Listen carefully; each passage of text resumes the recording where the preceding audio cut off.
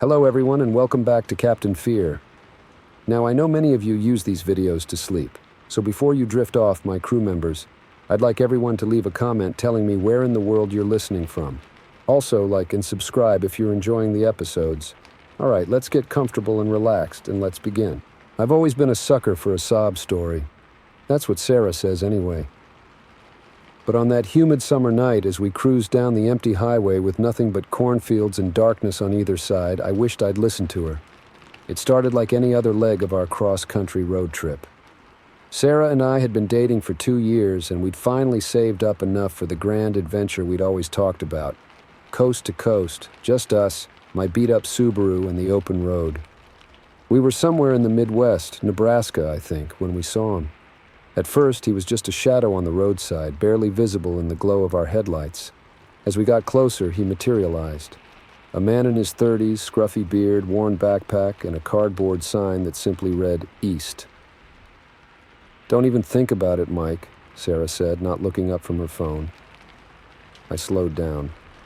"Come on, look at him. We can't just leave him out here in the middle of nowhere." Sarah sighed, finally glancing up.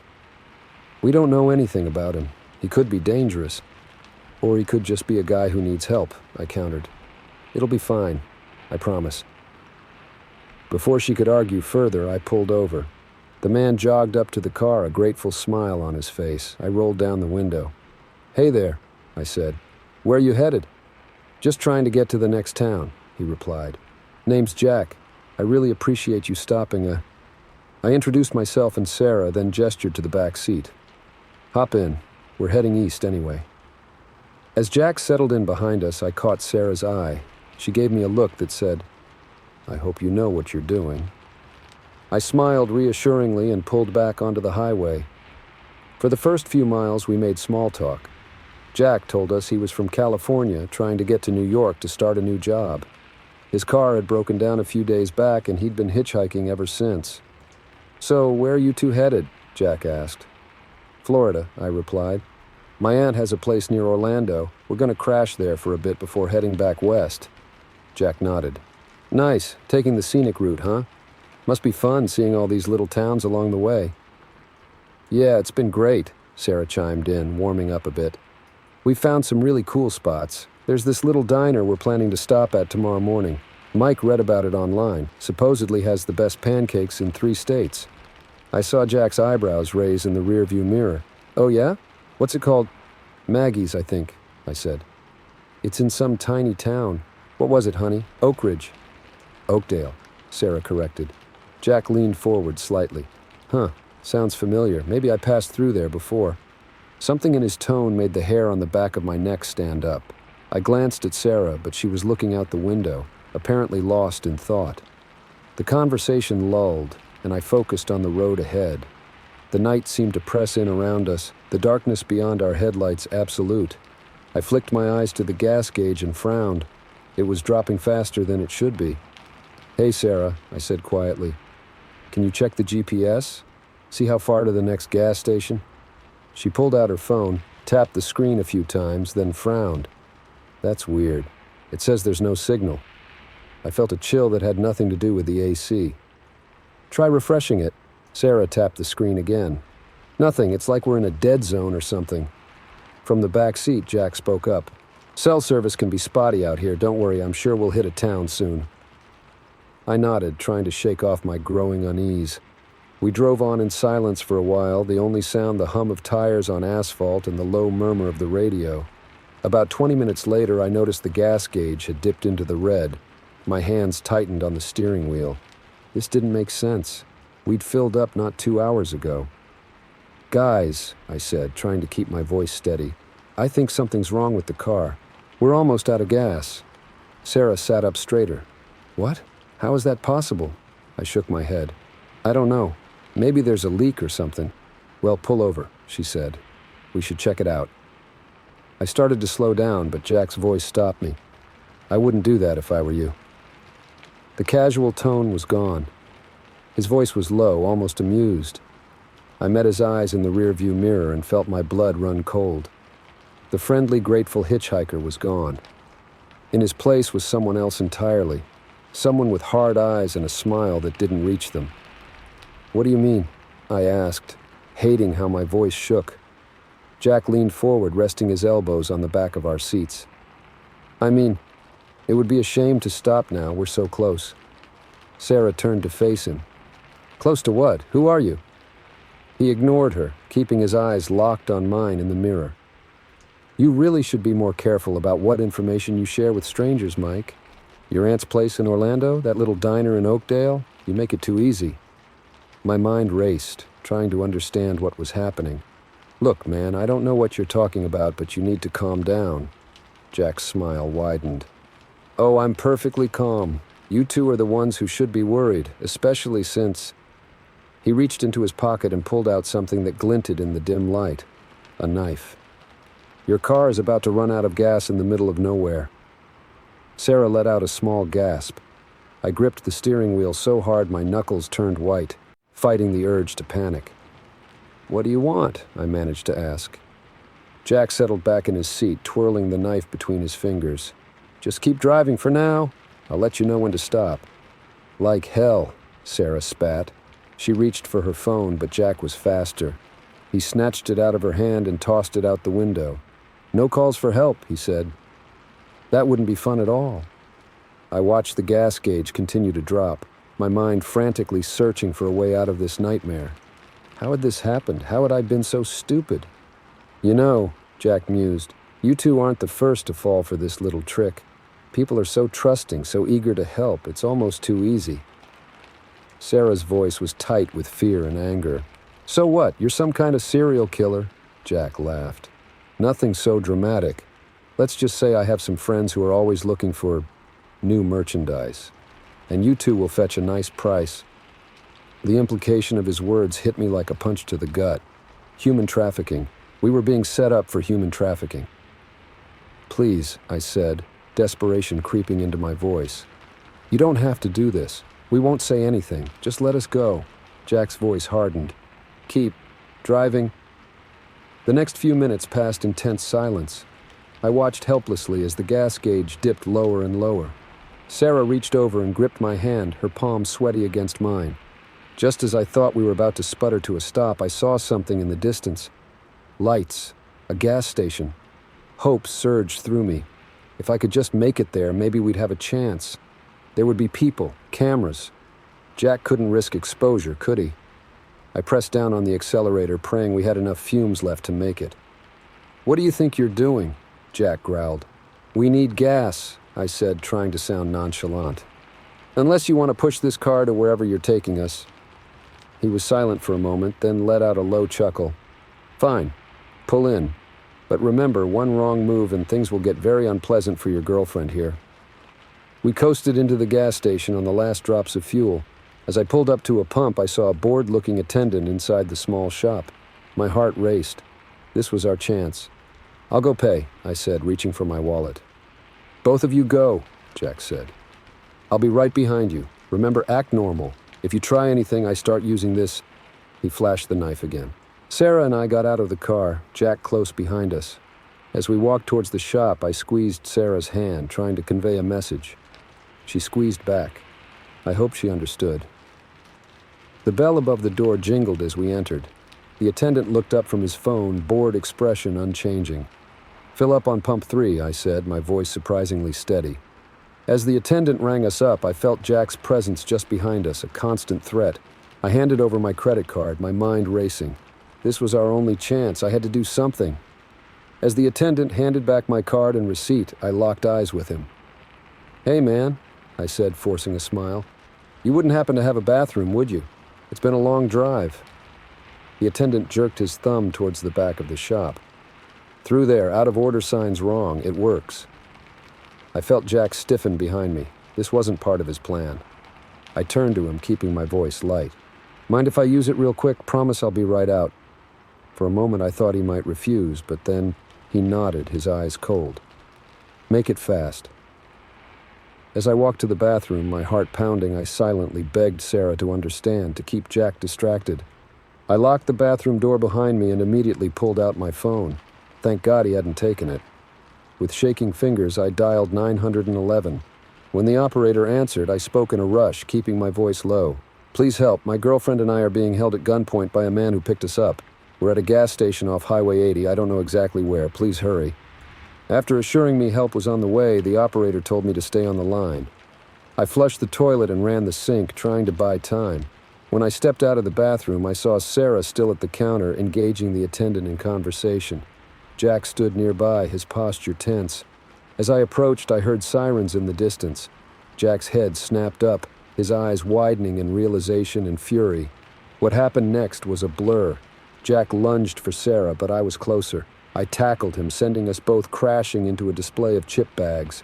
We grappled on the floor, the knife skittering away. I heard Sarah scream, the attendant yelling.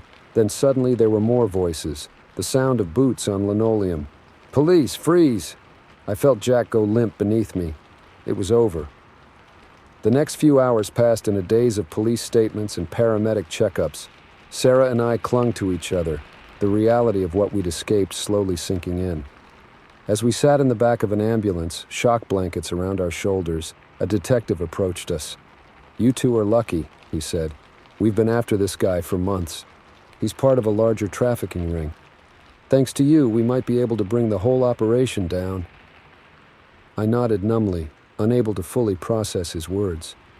Sarah spoke up, her voice hoarse. How did he do it? The gas, I mean." The detective sighed. "Punched a hole in your gas tank while you were distracted. It's a tactic they've used before. He was going to take you to a secluded spot where his associates were waiting." I felt sick at the thought of how close we'd come to an unthinkable fate. Sarah must have sensed it because she squeezed my hand. "Hey," she said softly. "We're okay. We made it." I looked at her, seeing the strength in her eyes despite the fear and exhaustion. "Yeah," I said, "we did." As we sat there, surrounded by flashing lights and the bustle of police activity, I made a silent vow. Never again would I be so careless, so naive. The open road still called to us, but from now on, we'd face it with our eyes wide open, aware of the dangers that could lurk in even the most innocuous encounters. Our road trip wasn't over, but it had taken a detour we'd never forget. Story 2. I've always been the type to take the path less traveled. It's led me to some amazing discoveries, but on that night, as we wound deeper into the dark heart of rural America, I realized sometimes the beaten path exists for a reason. It was supposed to be a fun road trip. Just me, my best friend Jake, and his girlfriend Mia. We were headed to a music festival a few states over, spirits high and the car loaded with camping gear. Jake was behind the wheel, Mia riding shotgun, leaving me sprawled in the back with our bags and a cooler full of snacks. We'd been on the road for hours, the sun long since set, when our GPS chirped with an alert. "Traffic ahead," the robotic voice intoned. "Estimated delay, 2 hours." Jake groaned. "Seriously? At this time of night?" I leaned forward, peering at the glowing screen. "Must be an accident or something. Here, let me check for alternate routes." As I fiddled with the GPS, Mia pointed out the window. "Hey, look, there's a sign for a county road. Maybe that'll bypass whatever's ahead." Jake slowed the car, squinting at the weathered sign. "County Road 237. What do you guys think?" I shrugged. "Could be worth a shot. Worst case, we can always turn back, right?" And how naive we were. Jake made the turn, and almost immediately the quality of the road deteriorated. What started as a paved 2-lane road quickly became a rutted gravel path barely wide enough for our car. Dense forest pressed in on both sides, branches scraping against the windows. Guys?" Mia's voice was uncertain. "I'm not sure about this." "It's fine," Jake assured her, though I could hear the tension in his voice. "It's probably just a shortcut the locals use. It'll open up soon."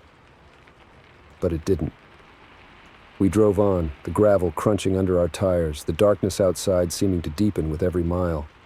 I checked my phone, frowning at the lack of signal bars. "Hey, can one of you try to pull up a map or something?" I asked.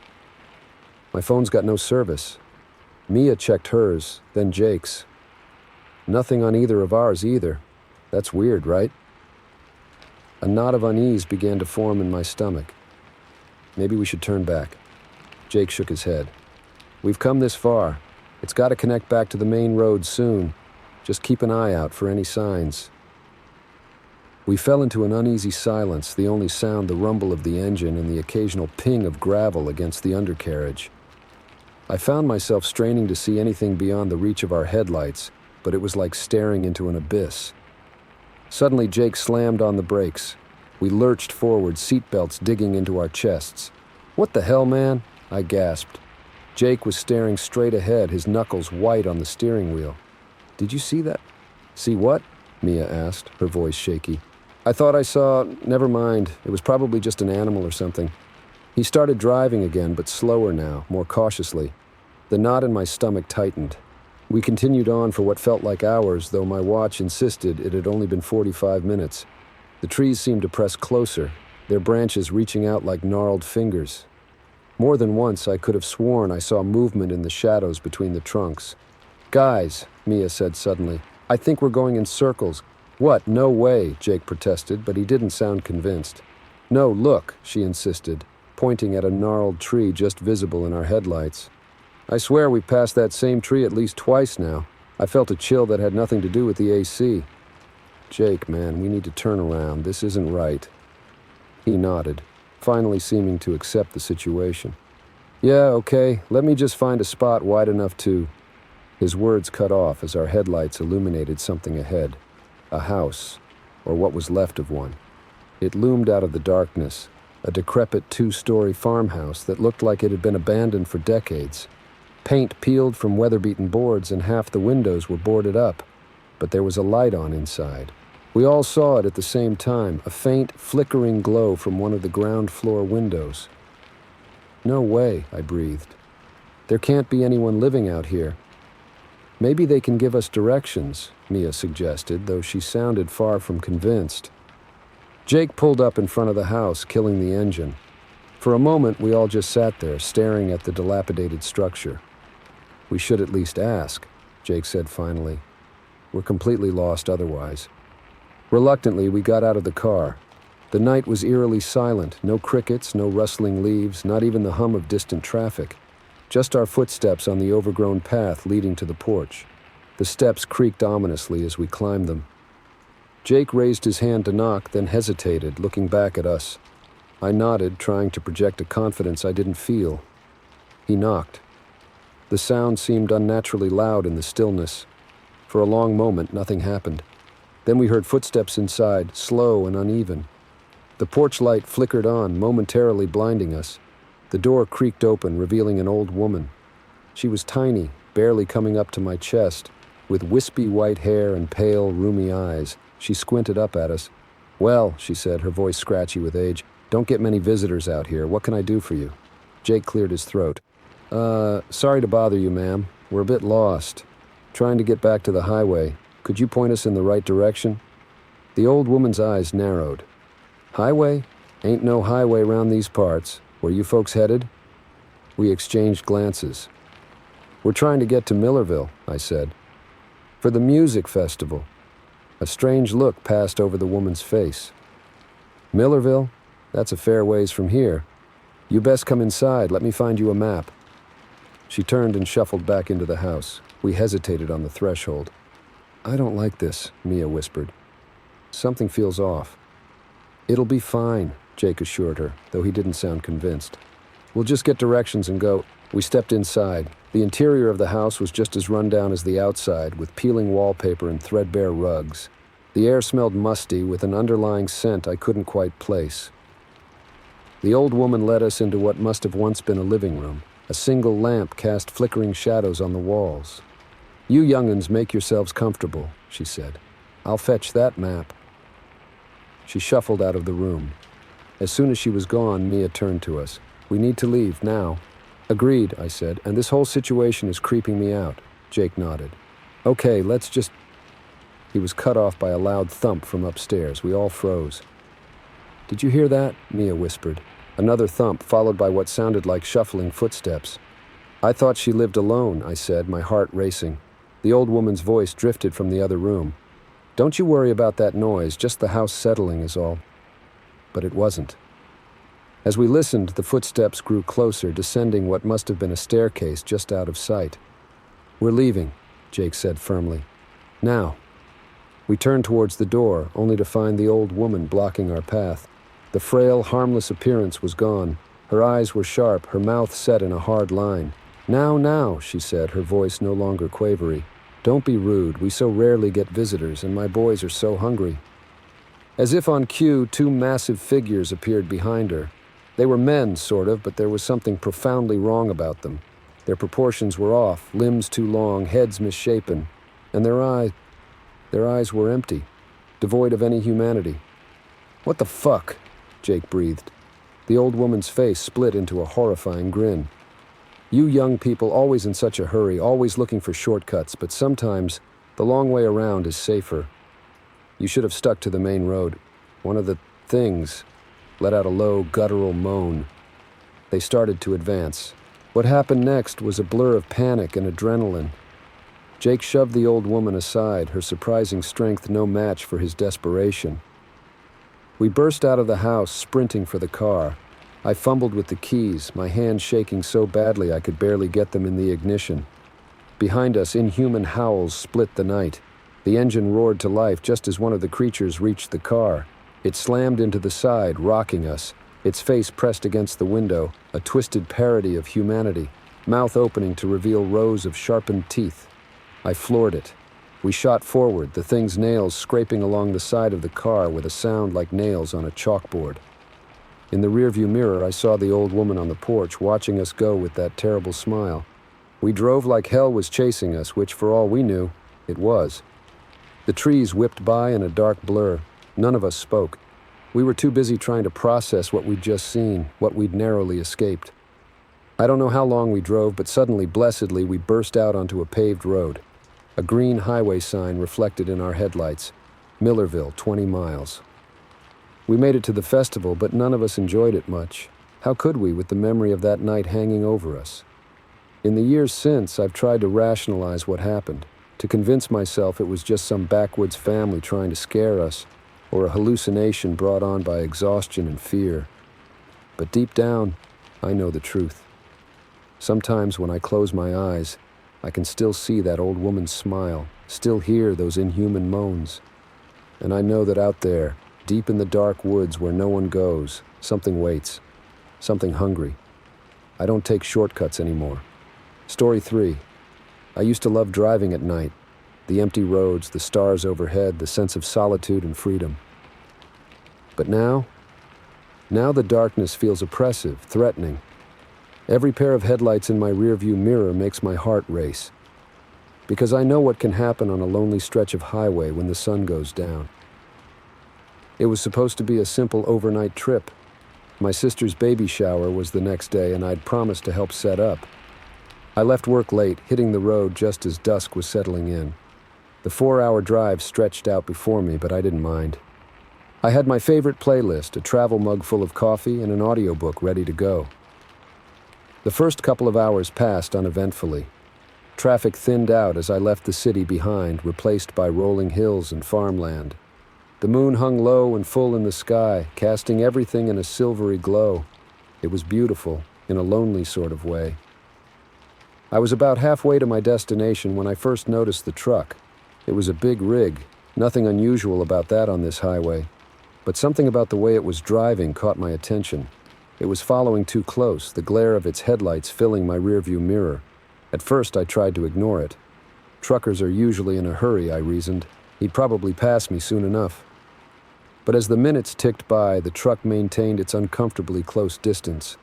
I tapped my brakes, hoping to signal the driver to back off. The truck fell back slightly, only to surge forward again moments later, even closer than before. Annoyance flared in my chest. What was this guy's problem? I was already going 5 over the speed limit. I increased my speed a bit more, hoping to put some distance between us. For a few blissful minutes, it seemed to work. The truck's headlights dimmed in my mirror as I pulled ahead. I let out a breath I hadn't realized I'd been holding. Then, with a roar of its engine, the truck closed the gap again. My hands tightened on the steering wheel. This wasn't normal. Something was wrong. I spotted an exit coming up and made a split-second decision.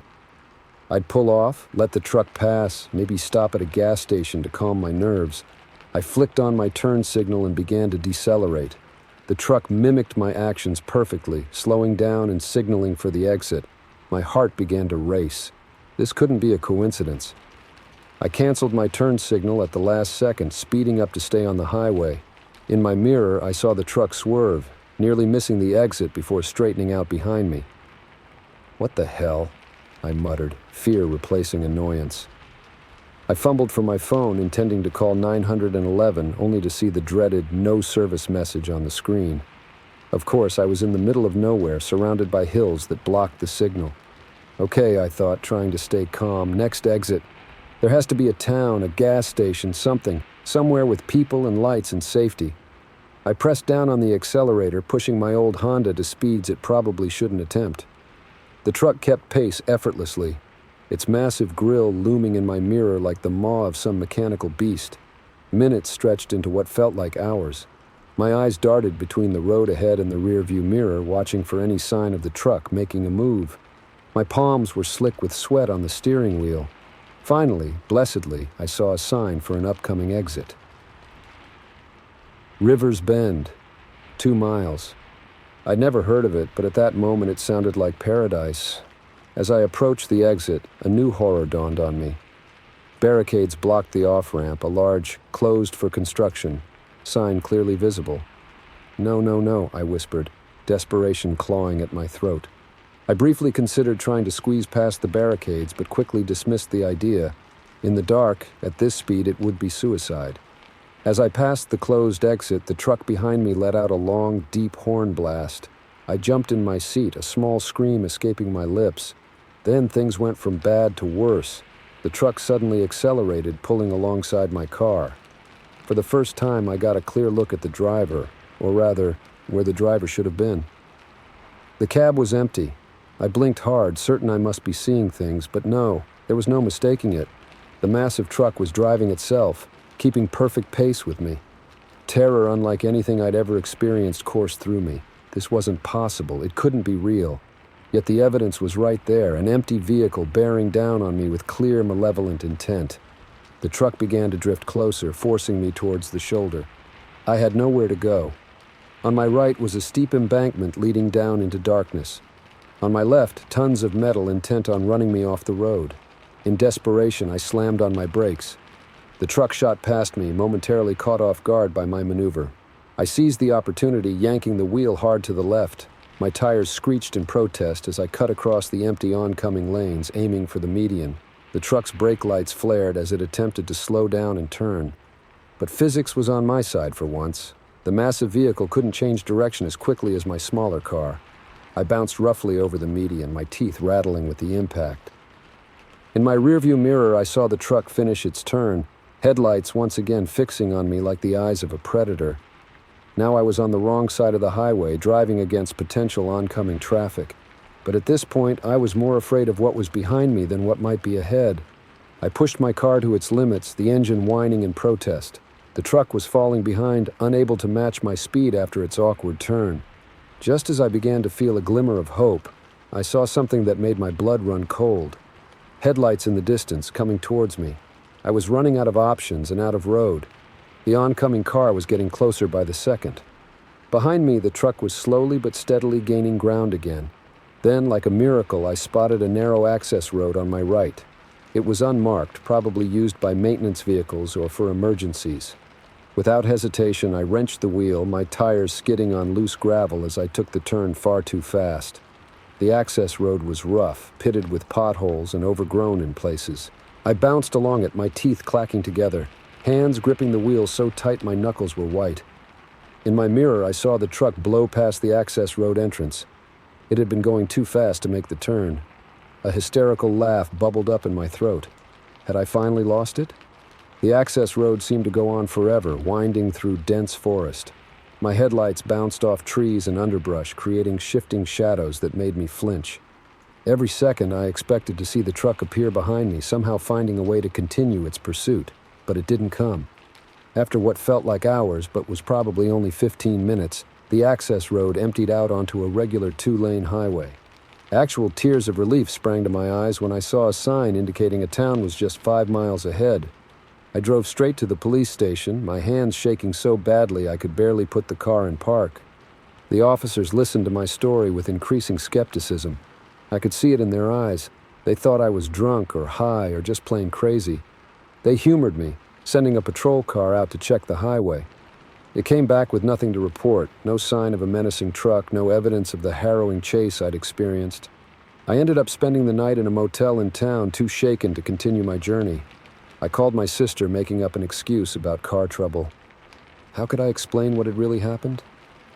The next morning, in the harsh light of day, I almost managed to convince myself it had all been some sort of stress-induced hallucination. Almost. But then I saw my car.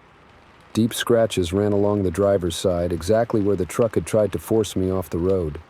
And stuck in the grill was a small piece of red plastic, the same color as the truck's marker lights. I made it to my sister's baby shower, albeit late and badly shaken. Life went on, but something had changed inside me. I don't drive at night anymore if I can help it. When I have to, every set of headlights in my mirror makes my palms sweat. I take back roads when I can, always on the lookout for escape routes. Because now I know the truth. The highways aren't always empty when they seem to be, and sometimes the real monsters aren't flesh and blood, but metal and malice, hunting lone travelers on dark, lonely roads. So if you're driving late one night and you see a truck approaching fast in your rearview mirror, don't assume it's just an impatient driver. It might be something else entirely. And if it is, pray you're near an exit.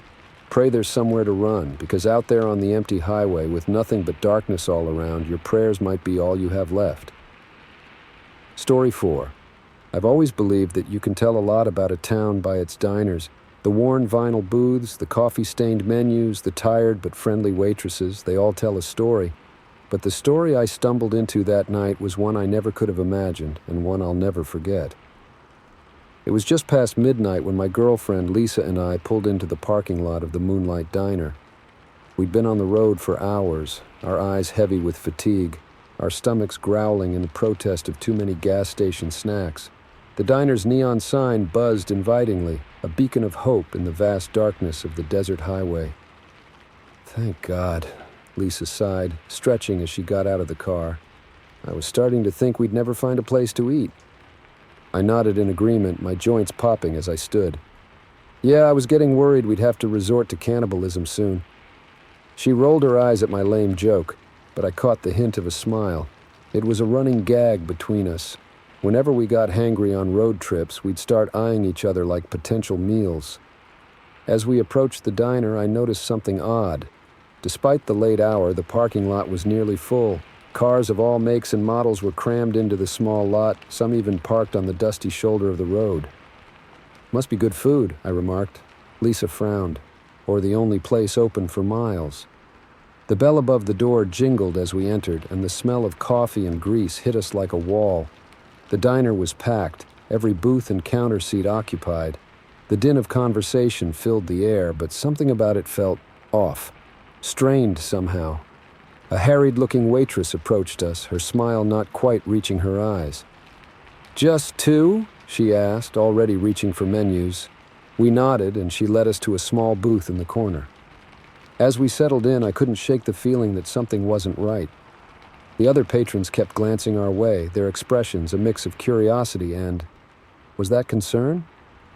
"Is it just me?" Lisa whispered across the table. "Or is everyone acting weird?" So she'd noticed it too. I was about to respond when I overheard a snippet of conversation from the booth behind us. "Can't let them leave. It's almost time." My blood ran cold. I met Lisa's eyes and saw my own unease reflected there.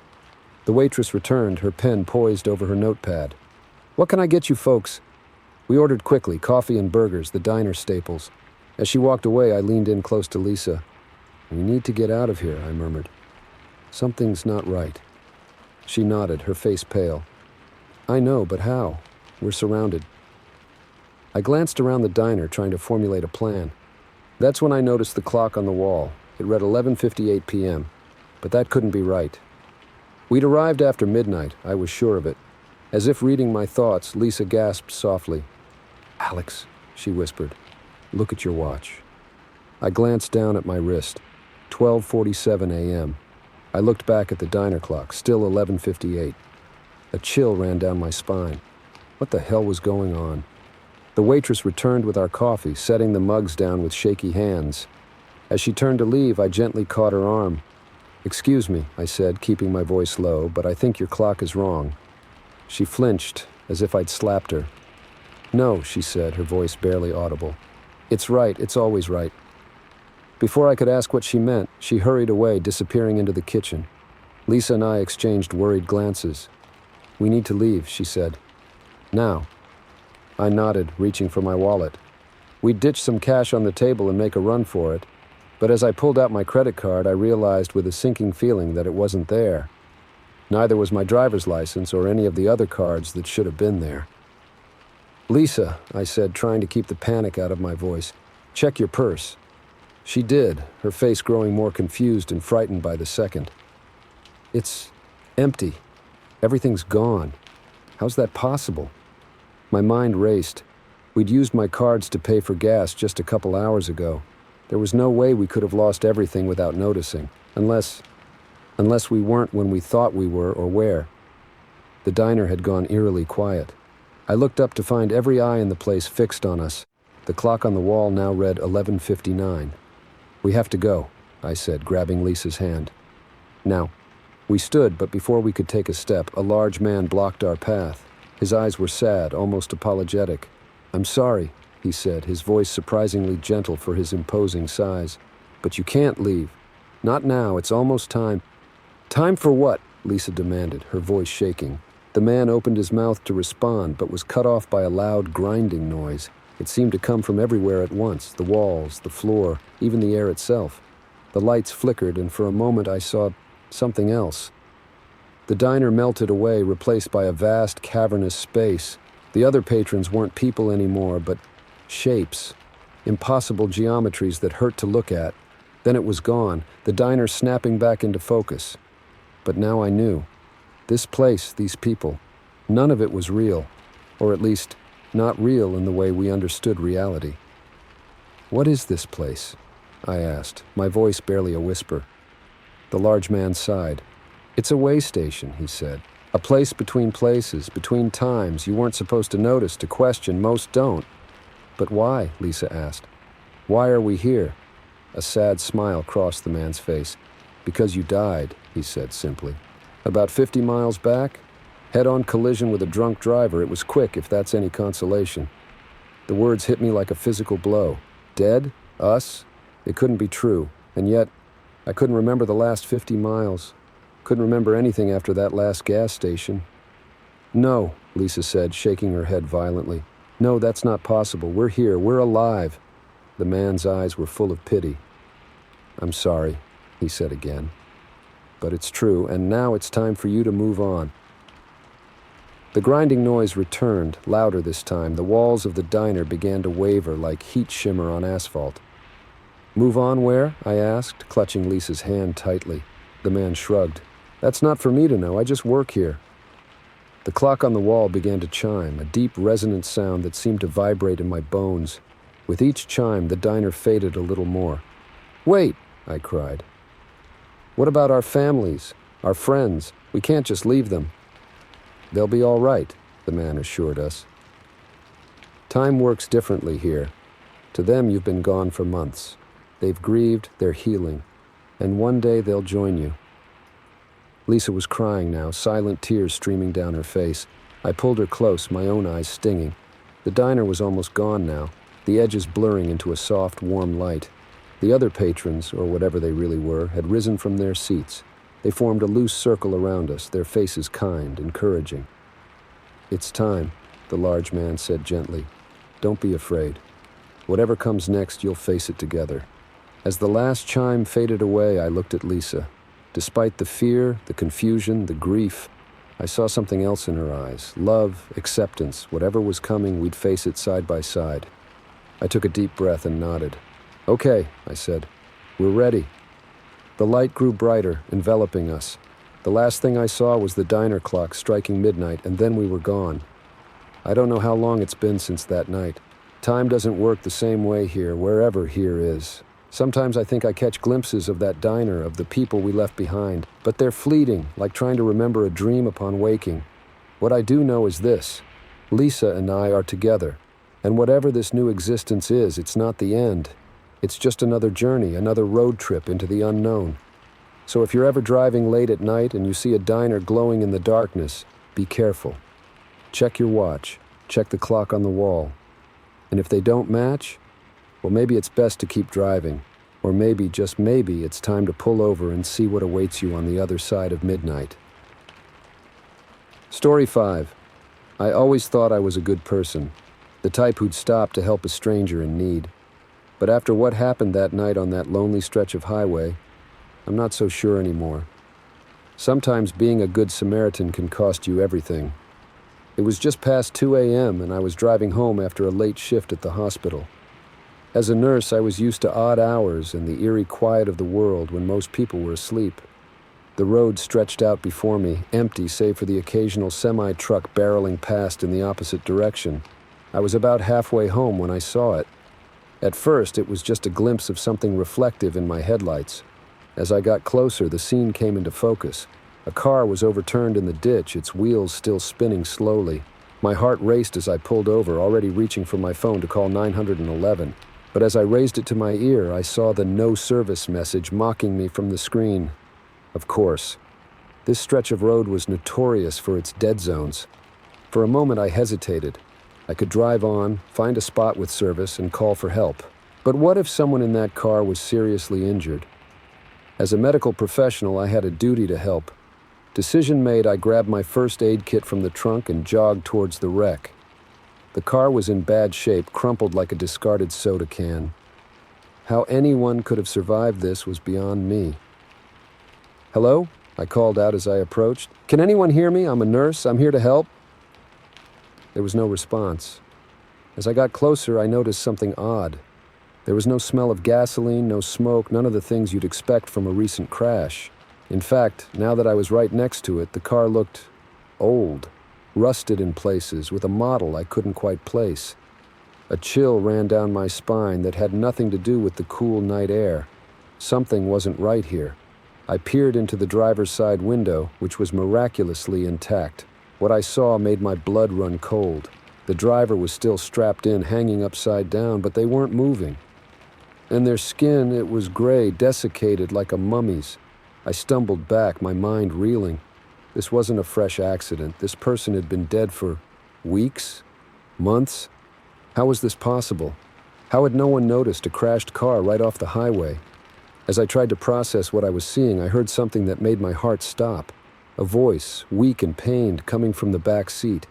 "Help, please." Every instinct screamed at me to run, to get back in my car and drive away as fast as I could, but I couldn't. Someone was alive in there, someone who needed help. With shaking hands, I tried the back door. It was jammed, the metal warped from the impact. I braced myself and pulled harder, the door finally giving way with a screech of protesting metal. The smell hit me first. It was the sickly sweet odor of decay mixed with something else. Something wrong. I gagged, covering my nose with my sleeve as I leaned in. "Hello," I called again. "Where are you hurt? I'm here to help." A figure stirred in the shadows of the back seat. As my eyes adjusted, I could make out a person curled up on the floor. They were moving oddly, jerkily, like a marionette with tangled strings. "Thank you," the voice rasped. "I've been waiting." The figure began to unfold itself, limbs moving at impossible angles. As it raised its head, I saw its face, or rather what was left of it. The skin was stretched tight over the skull, the eyes sunken and glassy, but they were fixed on me with a terrible, hungry intensity. I screamed, stumbling backward and landing hard on the asphalt. The thing in the car, I couldn't call it a person anymore, began to crawl out of the wreck. Its movements were faster now, more fluid, as if my presence had somehow revitalized it. "Don't leave," it said, its voice stronger. "We need you. We've been so hungry. We." The word echoed in my mind as I scrambled to my feet. I looked back at the driver, the desiccated corpse I'd seen earlier. But it wasn't a corpse anymore. Its head had turned, those same hungry eyes now fixed on me. I ran. I ran faster than I'd ever run in my life, my lungs burning as I sprinted back to my car. Behind me, I could hear them. The scrape of dry limbs on asphalt, the rattle of breath in long-dead lungs. I reached my car, yanking at the door handle. It didn't budge. No, I muttered, panic rising in my throat. In my haste to help, I'd left my keys in the ignition, and apparently hit the lock button. The things from the wreck were getting closer. I could hear their labored breathing, the shuffle of their feet. I pounded on the window as if sheer desperation could break the glass. Just as I felt cold, dry fingers brush against my back, I had an idea. The first aid kit. I dropped it when I ran. It was heavy with a metal case. I dove for it, my fingers closing around the handle just as one of the creatures lunged for me. I swung the kit with all my strength, connecting with its head. There was a sickening crunch and it crumpled to the ground. Not stopping to see if it would get up, I turned and smashed the kit into my car window. The glass spiderwebbed, but didn't break. I hit it again and again, each impact sending shocks up my arm. On the fourth hit, the window finally shattered. I reached in, heedless of the glass cutting my arm, and unlocked the door. I threw myself into the driver's seat, slamming the door just as the second creature reached the car. Its face pressed against the window, those terrible eyes boring into me. Its mouth opened, revealing blackened teeth as it spoke. "Please," it said, its voice a mockery of human pleading. "We just want to live again. Just for a little while. Is that so wrong?" I jammed the key into the ignition, the engine roaring to life.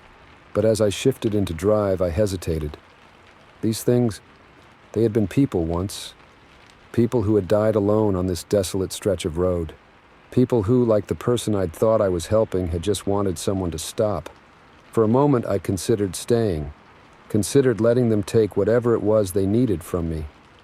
Wasn't that what a truly good person would do? Then I saw the hunger in those eyes. The inhuman need, and I knew that if I stayed, I would become just like them, another trap for unsuspecting Good Samaritans. I floored the accelerator. The creature clung to the side of my car for a moment before the speed tore it away. In my rearview mirror, I saw them shrinking into the distance, two figures standing in the middle of the road watching me drive away. I didn't stop driving until the sun came up. When I finally pulled over at a rest stop, my hands were shaking so badly I could barely turn off the engine. I sat there for a long time, watching the normal morning traffic go by, trying to convince myself that what had happened was just a nightmare. But the cuts on my arm from the broken glass were all too real. And when I finally worked up the courage to look in the back seat, I saw something that made my blood run cold. A single desiccated finger broken off at the knuckle. A grisly souvenir of my encounter. I drove home in a daze, my mind reeling. Should I tell someone, call the police, but who would believe me? And what if someone went to investigate and fell into the same trap I nearly had? In the end, I said nothing.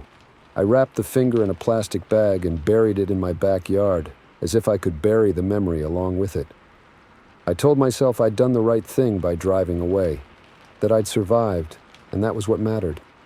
But late at night, when I drive that lonely stretch of highway, I always watch the side of the road, and sometimes, just for a moment, I think I see the glint of metal in the ditch, a car, overturned and waiting. And I wonder, how many others have stopped to help? How many have joined the ranks of those hungry, patient things?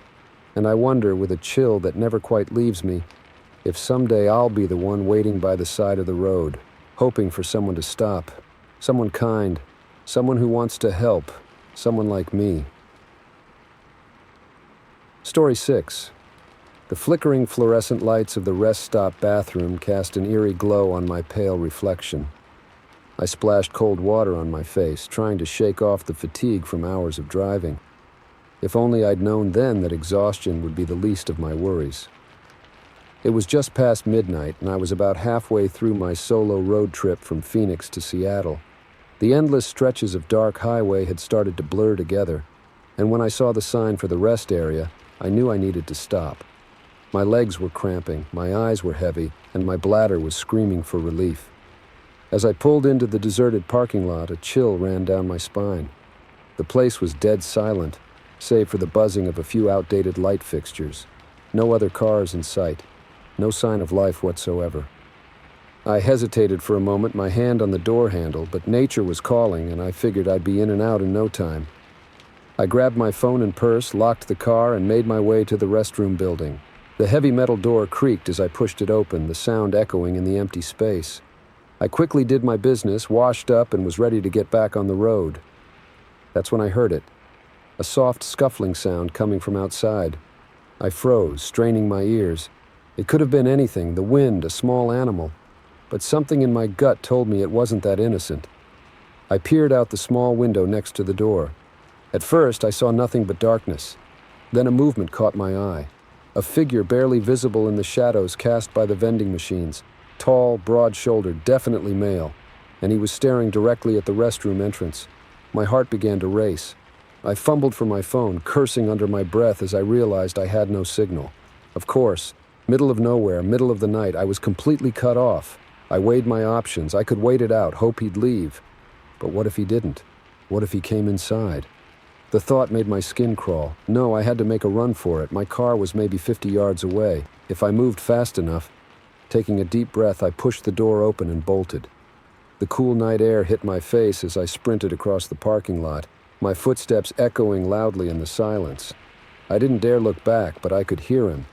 Heavy footfalls getting closer with each second. I reached my car, hands shaking as I fumbled with the keys. Come on, I muttered, finally managing to hit the unlock button. I yanked the door open and threw myself inside, slamming it shut and hitting the lock just as a hand slapped against the window. I screamed, scrambling to get the key in the ignition. The man was right there, his face inches from the glass. In the dim light, I could make out wild eyes and a scraggly beard. He was saying something, but the blood pounding in my ears drowned it out. The engine roared to life. I threw the car into reverse, tires squealing as I backed up.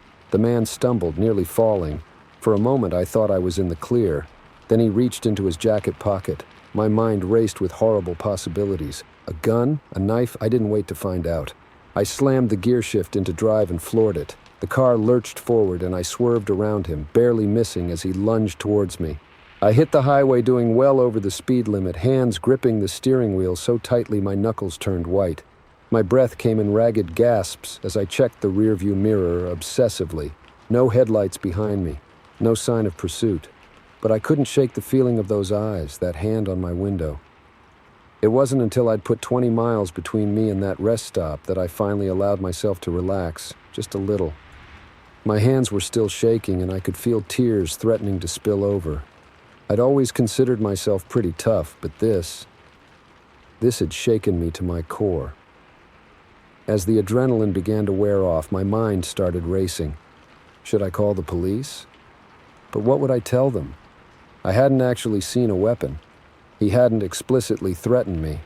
For all I knew, he could have just been a homeless guy looking for help. The thought made me feel a twinge of guilt, but I quickly pushed it aside. Better safe than sorry, right? I drove through the night too wired to even think about stopping again. Every car I passed, every shadow on the roadside made my heart skip a beat.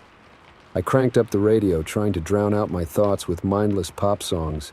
But even as I sang along, off-key and too loud, I couldn't shake the image of that face at my window. The sky was just beginning to lighten when I saw signs for a town ahead. My gas tank was nearing empty, and I knew I couldn't avoid stopping forever. I pulled into a bustling truck stop, comforted by the presence of other travelers and the bright fluorescent lights illuminating every corner of the lot. As I filled up my tank, I found myself studying the other patrons. A family piling out of a minivan, the kids squabbling sleepily. An older couple walking their tiny dog along a patch of grass. A group of truckers laughing over coffee and cigarettes. Normal people going about their lives. It helped ground me, reminding me that the world hadn't changed just because I'd had a scary experience. I went inside to pay and grab some coffee. The cashier, a friendly-looking woman in her 50s, must have noticed something in my expression. "You all right, honey?" she asked as she rang me up. "You look like you've seen a ghost." I hesitated for a moment, then found myself spilling out the whole story.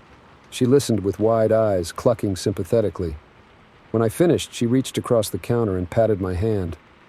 "Oh, sweetie, that must have been terrifying. But you're safe now, you hear me? You did the right thing, trusting your instincts like that." Her kindness nearly undid me. I blinked back tears, managing a wobbly smile. "Thanks," I said. I keep second-guessing myself, you know? Maybe I overreacted." She shook her head firmly. "Now don't you do that. Better to be safe than sorry, especially when you're traveling alone. Tell you what, why don't you stick around for a bit? Get some breakfast, maybe catch a nap in your car if you need it. This place is always busy and we've got security cameras covering the whole lot. You can rest easy here." I hadn't realized how much I needed to hear that until she said it. The tension I'd been carrying in my shoulders eased just a bit. "That sounds perfect, actually. Thank you." I settled into a booth with my coffee and a plate of eggs and toast. As I ate, I watched the comings and goings of the truck stop. Families on vacation, truckers on long hauls, solitary travelers like myself, each with their own story, their own destination. It was oddly comforting. My phone buzzed. Service had finally returned. I had a missed call from my mom and a text from my best friend asking how the trip was going. I hesitated for a moment, then called my mom back. Her familiar voice washed over me, and I felt the last of my anxieties start to melt away. I didn't tell her about what had happened. I knew it would only worry her, and honestly, I was ready to put it behind me. Instead, I let her chatter about family gossip and her garden, interjecting with the occasional "uh-huh" or "that's great, Mom." As I hung up, I realized I felt okay. Not great, not completely back to normal, but okay.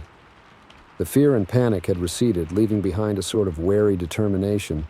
I couldn't let one bad experience ruin my trip or make me constantly look over my shoulder. I finished my coffee and headed back out to my car. The morning sun was fully up now, bathing everything in a warm golden light. I took a deep breath of the crisp air, feeling more like myself than I had in hours. As I pulled back onto the highway, I made a decision. I wouldn't let fear control me, but I also wouldn't ignore my instincts. No more middle-of-the-night stops at deserted rest areas. I'd be more aware of my surroundings, have a plan in case of emergencies. And most importantly, I'd remember that for every creep out there were also kind strangers like the cashier, willing to offer a sympathetic ear and a safe haven. The open road stretched out before me, full of possibility.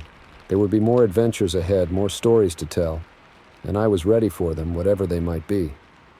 With one last glance in the rearview mirror at the truck stop fading into the distance, I pressed down on the accelerator and drove on, leaving the shadows of the night firmly behind me. Story 7. The mist swallowed our headlights whole, leaving us blind in a world of white. I gripped the steering wheel tighter, my knuckles turning as pale as the fog outside. Little did I know getting lost would be the least of our worries on this mountain pass. It was supposed to be a fun family road trip, me, my wife Sarah, and our 2 kids, Ethan and Lily. We'd spent a week exploring national parks, and now we were cutting through the mountains on our way back home. The GPS had promised this route would shave a couple of hours off our drive time. I should have known better than to trust technology over my own instincts. The first hint of trouble came when patchy fog started rolling in. I wasn't too concerned at first, we'd driven through worse. But as we climbed higher into the mountains, the mist thickened until I could barely see 10 feet in front of the car. I slowed to a crawl, straining to make out the faded yellow line at the edge of the road. "Maybe we should turn back," Sarah said, her voice tight with worry. She had Lily asleep in her lap, the 5-year-old blissfully unaware of the tension in the car. I shook my head. "We've come too far. It'll clear up soon, you'll see." But it didn't clear up. If anything, it got worse. The fog seemed to press in on all sides, muffling sounds and distorting distances. More than once, I nearly missed a sharp turn, the tires skidding dangerously close to the edge. That's when the GPS decided to give up the ghost. The screen flickered once, twice, and then went dark. I tapped it frantically, but nothing. We were flying blind. "Dad?" Ethan's voice piped up from the back seat. At 12, he was old enough to sense when things weren't right. "Are we lost?" "No, buddy," I lied, forcing a smile I didn't feel. "Just a little detour. We'll be back on track in no time." But as the minutes ticked by, that lie became harder to maintain. The road narrowed, the pavement giving way to gravel. Trees loomed out of the mist like grasping fingers, their branches scraping against the sides of the car. We hadn't seen another vehicle in what felt like hours. The gas gauge caught my eye and my stomach dropped. The needle was hovering dangerously close to empty.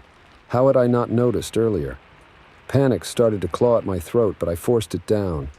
I had to stay calm for my family.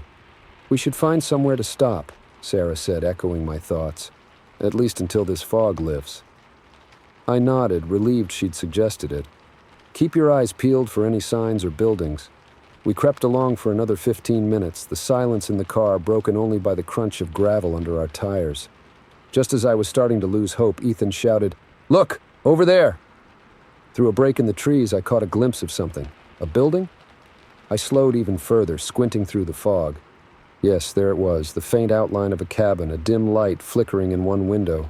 Relief flooded through me. "Good eye, champ," I said, ruffling Ethan's hair. "Let's see if anyone's home. Maybe they can point us in the right direction." I pulled off the road and killed the engine. The sudden silence was eerie, broken only by the soft pinging of the cooling engine. Sarah gently shook Lily awake as I peered out the window, trying to get a better look at our surroundings. The cabin was old, that much was clear. Weathered logs stacked haphazardly, a sagging roof covered in pine needles. It didn't look like much, but that light in the window promised warmth and, hopefully, help. "Should we all go?" Sarah asked, a hint of uncertainty in her voice. I hesitated. On one hand, I didn't like the idea of leaving them alone in the car, but trudging through the fog with two tired kids didn't seem smart either. "You stay here with the kids," I decided. "Lock the doors. I'll go check it out and be right back." Sarah nodded, but I could see the worry in her eyes. I leaned over and kissed her cheek. "It'll be fine," I assured her, trying to convince myself as much as her. "Just a quick chat to get directions, then we'll be on our way." I stepped out of the car, immediately engulfed by the damp, chilly air. The fog seemed to muffle everything, creating an unsettling bubble of silence around me. I zipped up my jacket and started towards the cabin, my feet crunching on fallen leaves and twigs. As I got closer, details emerged from the mist. The cabin was in worse shape than I'd first thought. Shutters hung askew, and what might have once been a porch was now a jumble of rotting boards. But that light still flickered in the window, a warm, inviting glow against the gloom. I reached the door and took a deep breath, steeling myself. Then I raised my fist and knocked firmly.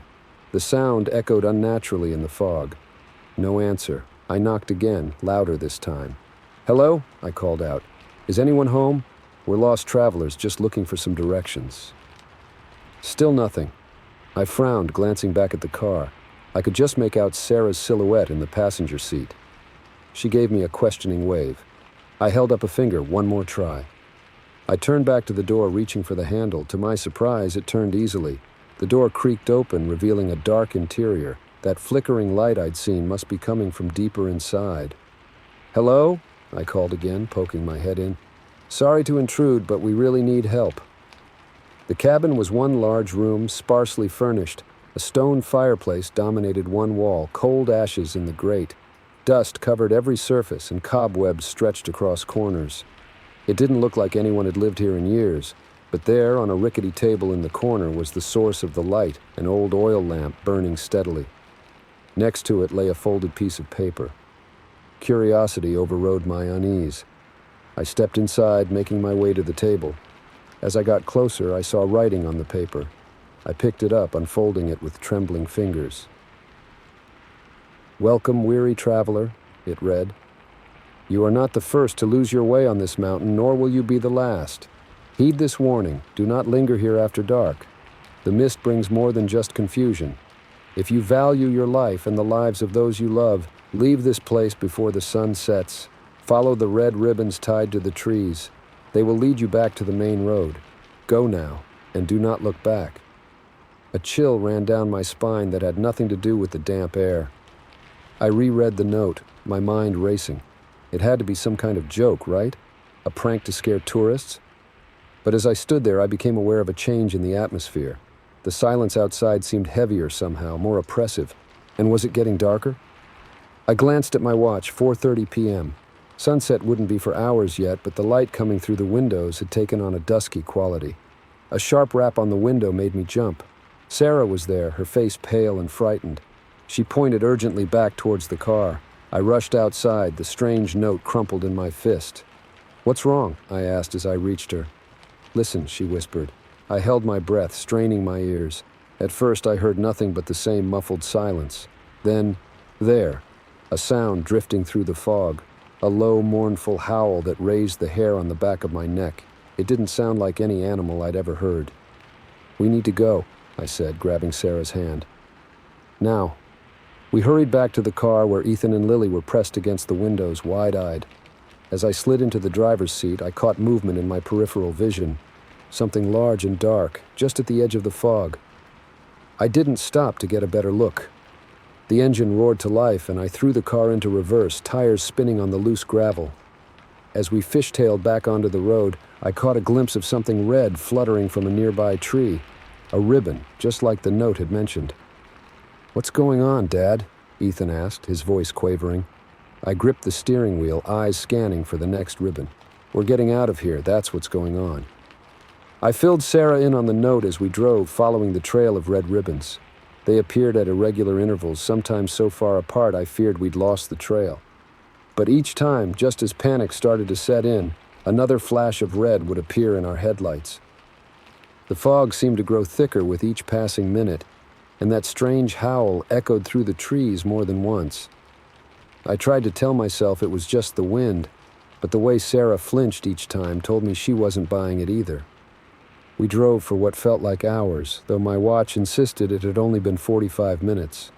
The kids had fallen into an uneasy sleep in the back seat, and Sarah kept a white-knuckled grip on the door handle. Just when I thought we'd be trapped in this nightmare forever, the road widened. The gravel gave way to smooth pavement, and there, looming out of the mist like a beacon of hope, was a green highway sign. We'd made it back to the main road.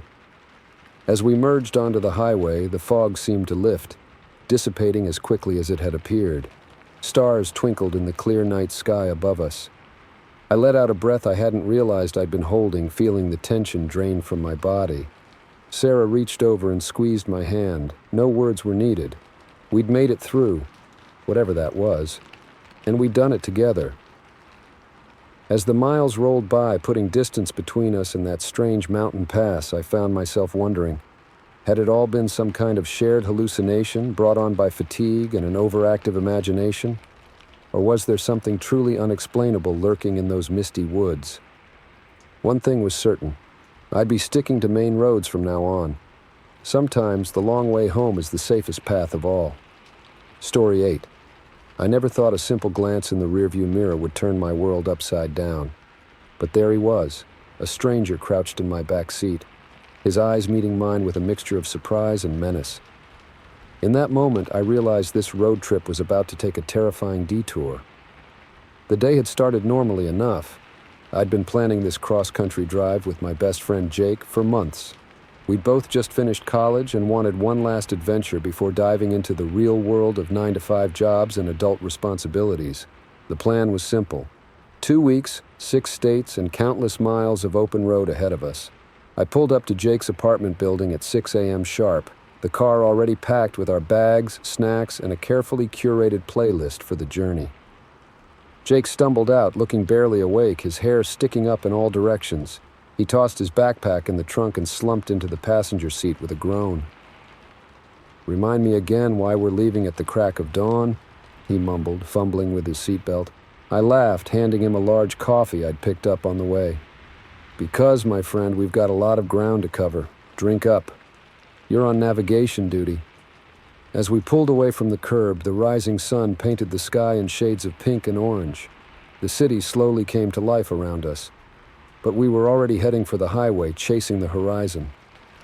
The first few hours flew by in a blur of conversation, terrible sing-alongs, and increasingly ridiculous road games. We stopped for lunch at a small diner off the highway, its neon sign flickering weakly in the midday sun. The place was nearly empty, save for a couple of truckers at the counter and an elderly couple in a booth by the window. As we slid into a booth, I noticed a man sitting alone in the corner. Something about him set me on edge, though I couldn't put my finger on why.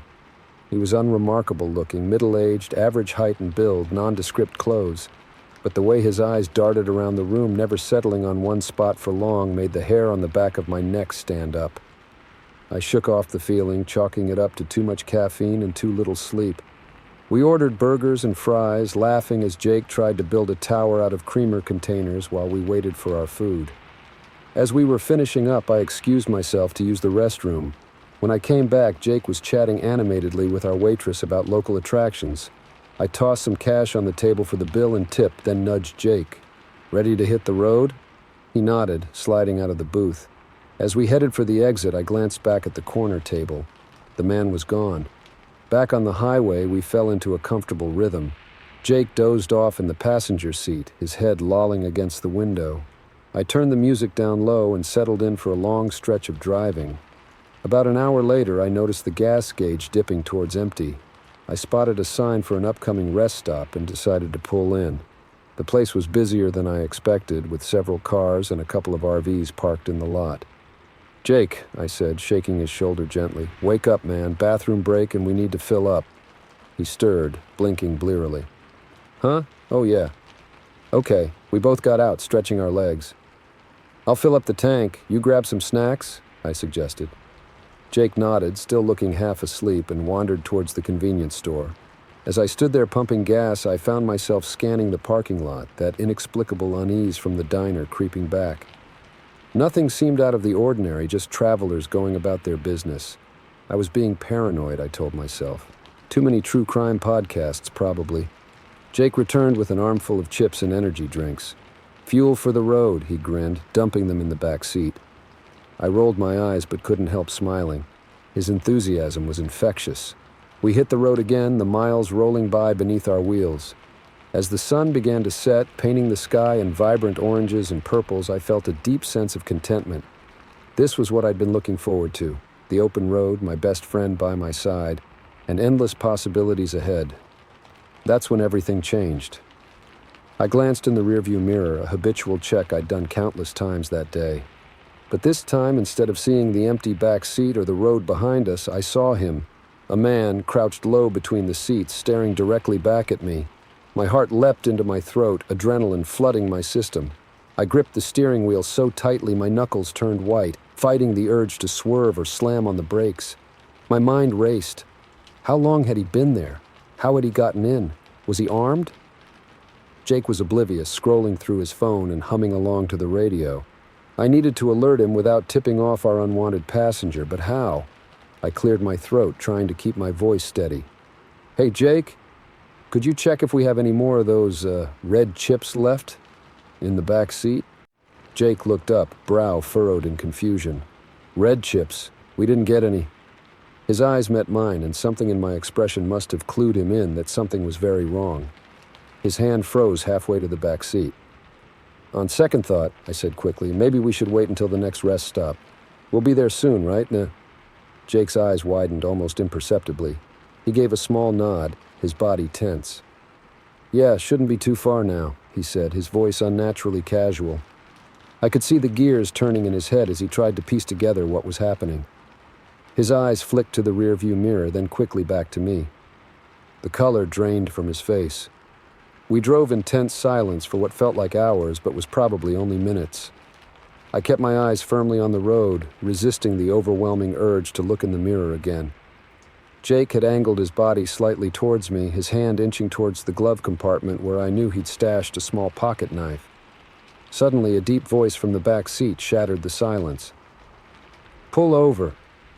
I flinched, the car swerving slightly before I corrected. Jake's hand flew to the door handle, but the click of what could only be a gun being cocked froze us both in place. "Don't even think about it," the man growled. "Next exit, pull over or things get messy." My mind raced, considering our options. We were on a fairly busy highway. If I could just signal another driver somehow. As if reading my thoughts, the man spoke again. "And don't try anything stupid. I've got nothing to lose, understand?" I nodded, seeing an exit sign approaching. With a heavy heart, I signaled and began to slow down. As we rolled to a stop on the shoulder, hidden from the main road by a small copse of trees, I finally allowed myself to really look at our captor in the mirror. It was the man from the diner. Up close, I could see the desperation in his eyes, the slight tremor in the hand holding the gun. This wasn't a hardened criminal, I realized. This was a man at the end of his rope. "Okay," I said, trying to keep my voice calm. "We've stopped. What do you want?" The man's eyes darted between Jake and me. "Your wallets, phones, the car. I need to get out of here fast." Jake spoke up, his voice surprisingly steady. "Look, man, we don't want any trouble. Just take what you need and let us go, okay?" For a moment, indecision flickered across the man's face. Then his expression hardened. "Both of you out of the car, slowly." We complied, the gravel crunching under our feet as we stepped out onto the shoulder. The man climbed into the driver's seat, keeping the gun trained on us through the open window. "Toss the keys," he demanded. I did so, watching as our only means of transportation was about to be taken from us. But as the keys arced through the air, Jake made his move. In one fluid motion, he lunged forward, grabbing the man's arm and wrenching it upward. The gun went off with a deafening crack, the bullet harmlessly embedding itself in a nearby tree. What followed was a confused tangle of limbs and shouts. I dove in to help, grabbing at the gun while Jake grappled with the man. For a terrifying moment, I thought we'd overplayed our hand. The man was stronger than he looked, driven by desperation. But then, with a final heave, Jake managed to pull him halfway out of the car. I wrenched the gun free, stumbling backward with it clutched in my shaking hands. "Don't move," I yelled, pointing the weapon at our would-be carjacker. The man froze, half in and half out of the car, his eyes wide with fear and defeat. Jake scrambled away, breathing heavily. "I'm calling 911, he panted, pulling out his phone. As we waited for the police to arrive, an uneasy silence fell over us. The man slumped against the car, all fight gone out of him. Up close, I could see the lines of exhaustion etched into his face, the threadbare state of his clothes. "Why?" I found myself asking. "Why did you do this?" He looked up at me, his eyes hollow. "I lost everything," he said quietly. "Job, house, family, I didn't know what else to do." I felt a complicated mix of emotions, anger, fear, but also a twinge of pity. This man's actions were inexcusable, but I couldn't help wondering what series of events had led him to this desperate act. The sound of approaching sirens cut through the air. As the police cars pulled up, lights flashing, I lowered the gun with relief. It was over. In the aftermath, as we gave our statements and watched the man being led away in handcuffs, Jake turned to me. "Some road trip, huh?" he said, attempting a weak smile. I let out a shaky laugh, the adrenaline finally starting to wear off. "Yeah, not quite what we had in mind." As we climbed back into the car, now cleared by the police, I paused with my hand on the ignition. "You know," I said slowly, "I think I'm done with driving for today. What do you say we find a motel and start fresh in the morning?" Jake nodded emphatically. "God, yes.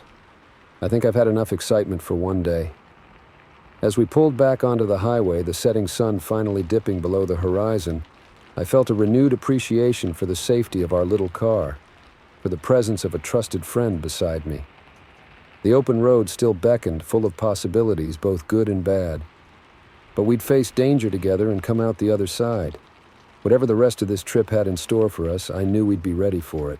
After all, what could be scarier than finding a stranger in your back seat? Story 9. The girl's smile didn't reach her eyes. That should have been my first clue that picking up this hitchhiker was a mistake. But it wasn't until I saw her face plastered across a highway billboard that I realized just how much trouble I was in. My name's Mike, and I've been driving trucks for going on 20 years now. Long-haul routes, coast to coast, you name it. I've seen my fair share of strange things on the road, but nothing could have prepared me for that night. It was a run like any other, hauling a load of electronics from Chicago to LA. I'd been on the road for about 10 hours, and the monotony of the highway was starting to get to me. The radio crackled with late-night talk shows and the occasional country song, doing little to keep me alert. As I approached a truck stop just outside of Omaha, I decided to pull in. A cup of coffee and a stretch of the legs would do me good. The place was quiet, just a handful of other trucks in the lot and a few weary travelers nursing cups of coffee inside the diner. I was heading back to my rig, styrofoam cup in hand, when I saw her. A girl, couldn't have been more than 17 or 18, standing by the exit with her thumb out. Her clothes were wrinkled, her hair a mess, and she had a backpack slung over one shoulder. Something about her screamed, "Run away." Now, I'm not in the habit of picking up hitchhikers, too risky in this day and age. But it was cold out, and the thought of leaving this kid out here in the middle of the night didn't sit right with me. I hesitated for a moment, then made my way over to her. "You all right, miss?" I called out as I approached.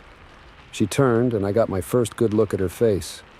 Pretty, in a girl-next-door kind of way, with big brown eyes that looked too old for her years. She gave me a smile that didn't quite reach those eyes. "I'm fine," she said, her voice steady despite the slight shiver in her frame. Just trying to get to California. Any chance you're heading that way?" I nodded against my better judgment. "As a matter of fact, I am. But listen, it's not safe to be hitchhiking, especially at night. Why don't you come inside, get yourself a hot meal? I can give you some money for a bus ticket in the morning." She shook her head quickly. "No, I can't stay here. Please, if you're going to California, I promise I won't be any trouble. I just need to get there as soon as possible."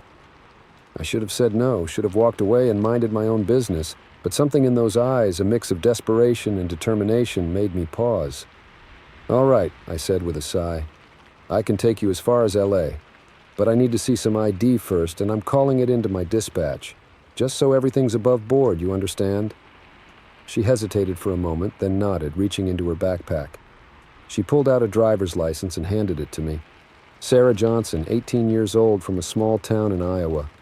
The picture matched, though the girl in front of me looked a lot more worn down than the smiling teen in the ID photo.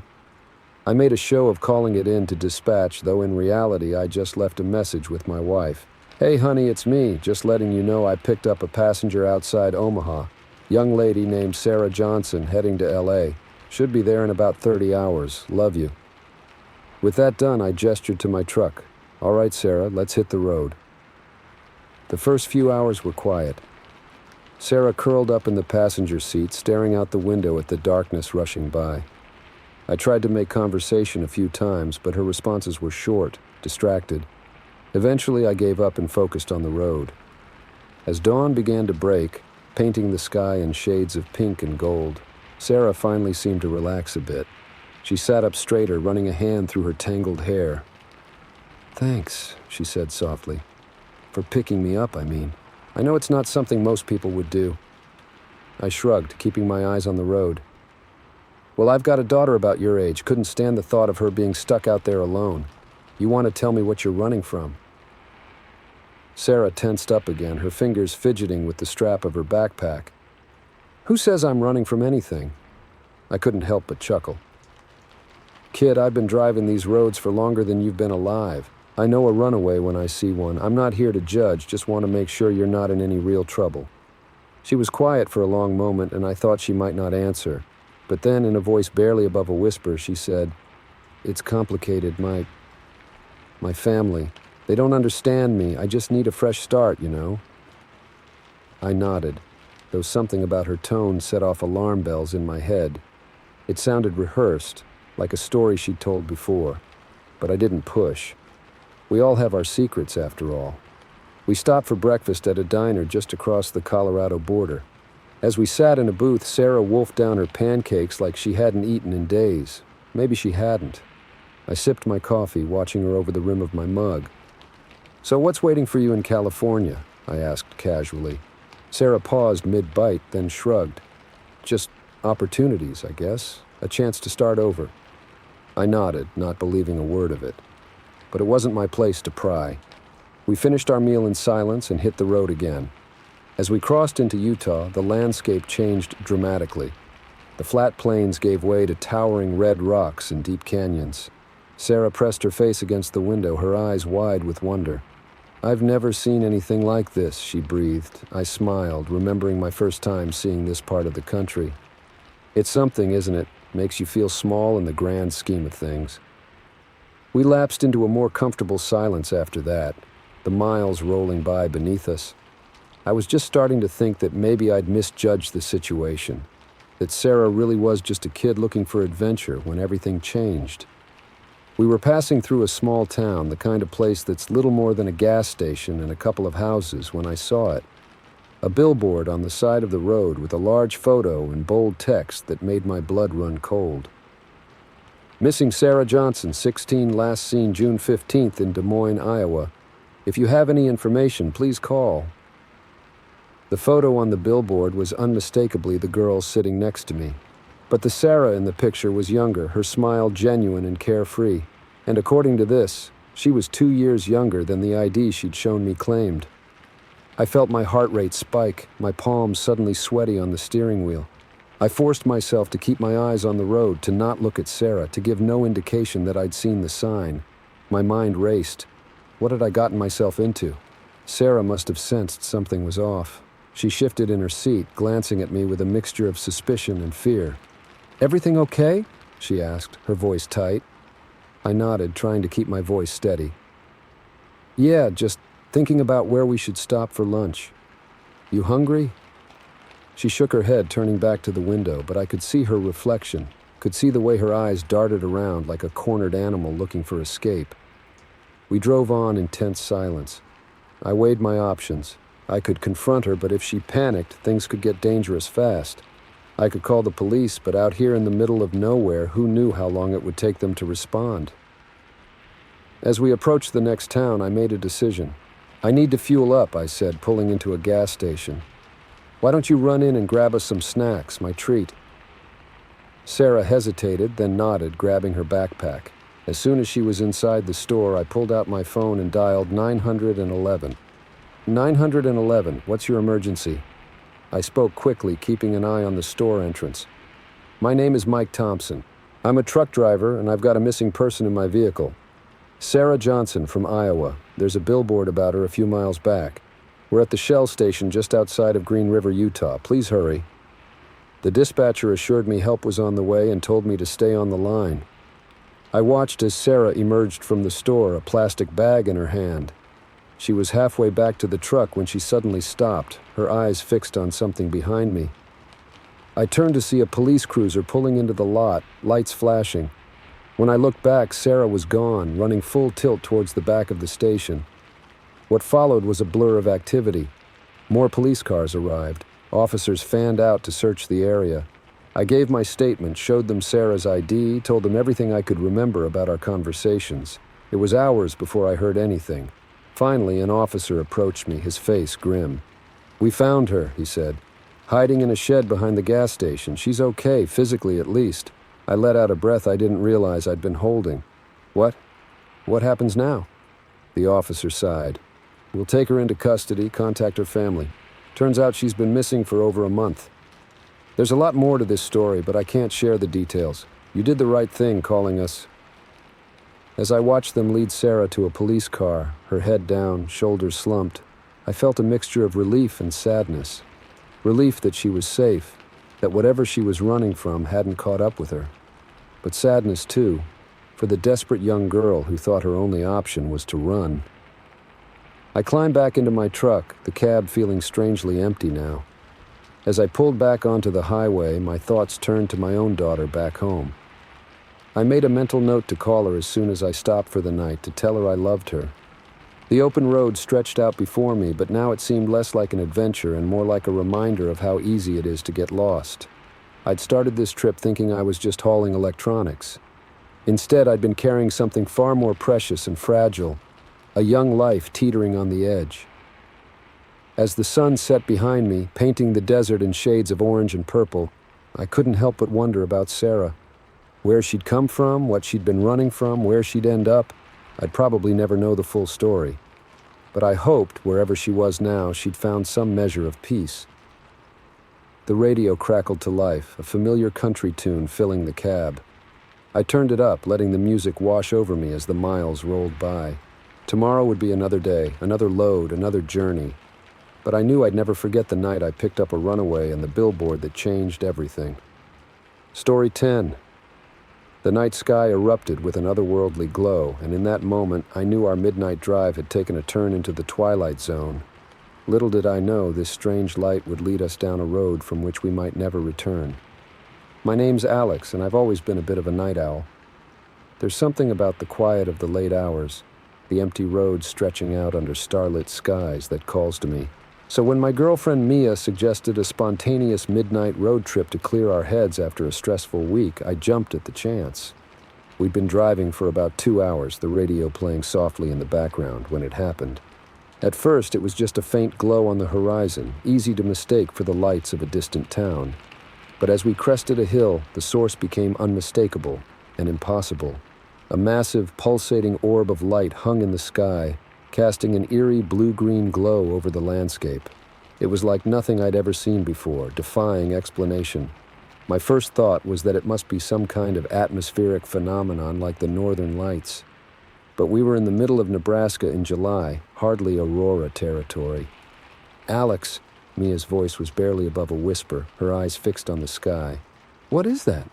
I shook my head, my mouth dry. I don't know. As if in response to Mia's question, the light suddenly intensified, bright enough to make us both squint.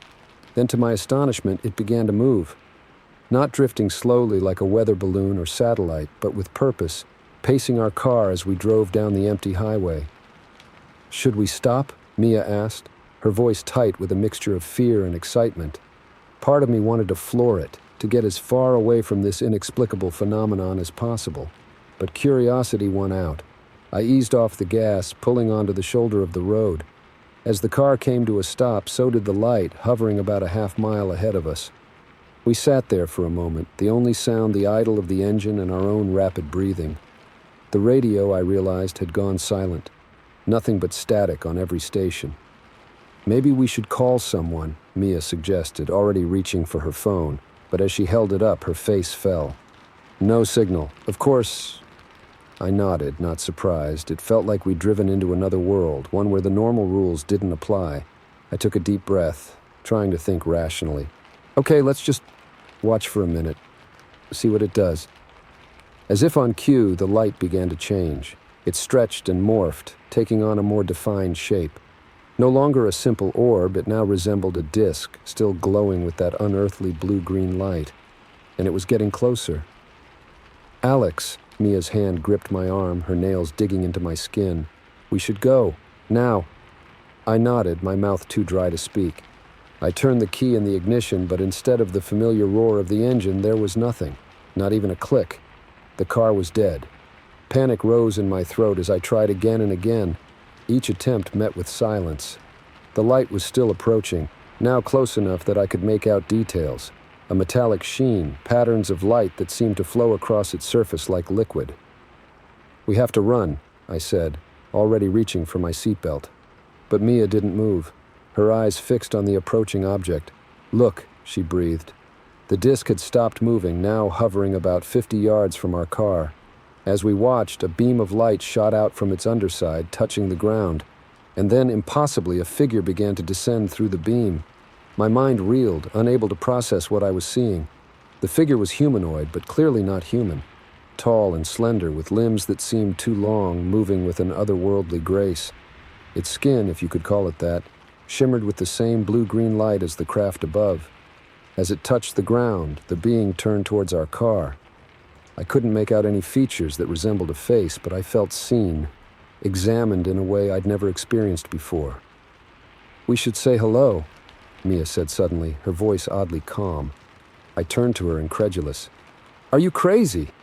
We don't know what that thing is. But Mia was already opening her door, stepping out onto the empty highway.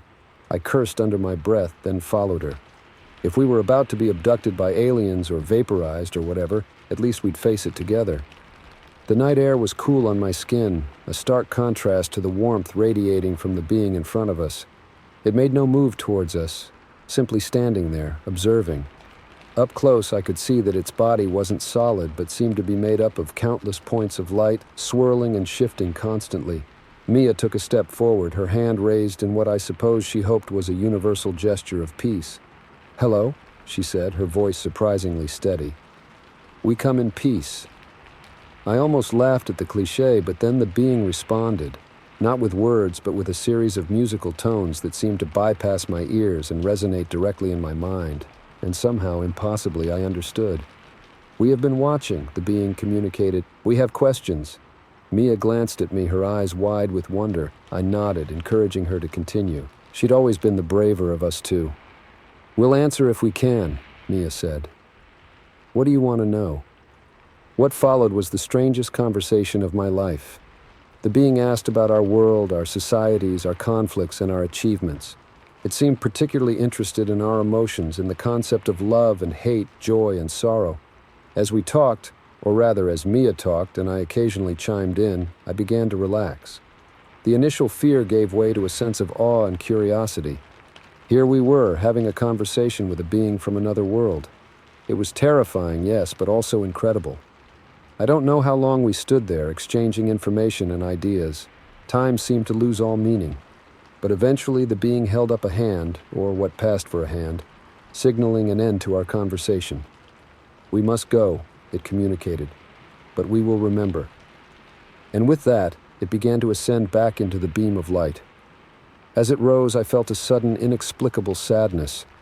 We had touched something profound, something beyond our world, and now it was leaving. The disk began to pulse with light once more, growing brighter and brighter until we had to shield our eyes. There was a sound like rushing wind, and then nothing. When we lowered our hands, the sky was dark once more, filled only with familiar stars. The disk, the being, the strange light, all gone, as if they had never been. Mia and I stood there for a long moment, staring at the empty sky. Then, without a word, we got back into the car. To my relief, it started on the first try. As we pulled back onto the highway, the radio crackled to life, playing a late-night talk show as if nothing had happened. For a while, we drove in silence, each lost in our own thoughts. Finally, Mia spoke. "Do you think anyone will believe us?" I considered this for a moment, then shook my head. "Probably not. Hell, I'm not sure I believe it myself, and I was there." She nodded, a small smile playing on her lips. "Maybe it's better that way. Some experiences are too big, too important to share." I reached over and took her hand, squeezing it gently. She was right, of course. What we'd seen, what we'd learned, it was ours. A secret shared under the vast Nebraska sky, a midnight encounter that had changed us in ways we were only beginning to understand. As we drove on through the night, the stars seemed brighter somehow, the world bigger and full of possibilities I'd never considered before. Our midnight drive had turned into something far more than we'd bargained for. A journey not just across state lines, but across the boundaries of our understanding of the universe. And as the first hints of dawn began to color the eastern sky, I realized something. We'd set out to clear our heads to escape the stress of our daily lives. In a way we could never have anticipated, we'd done exactly that.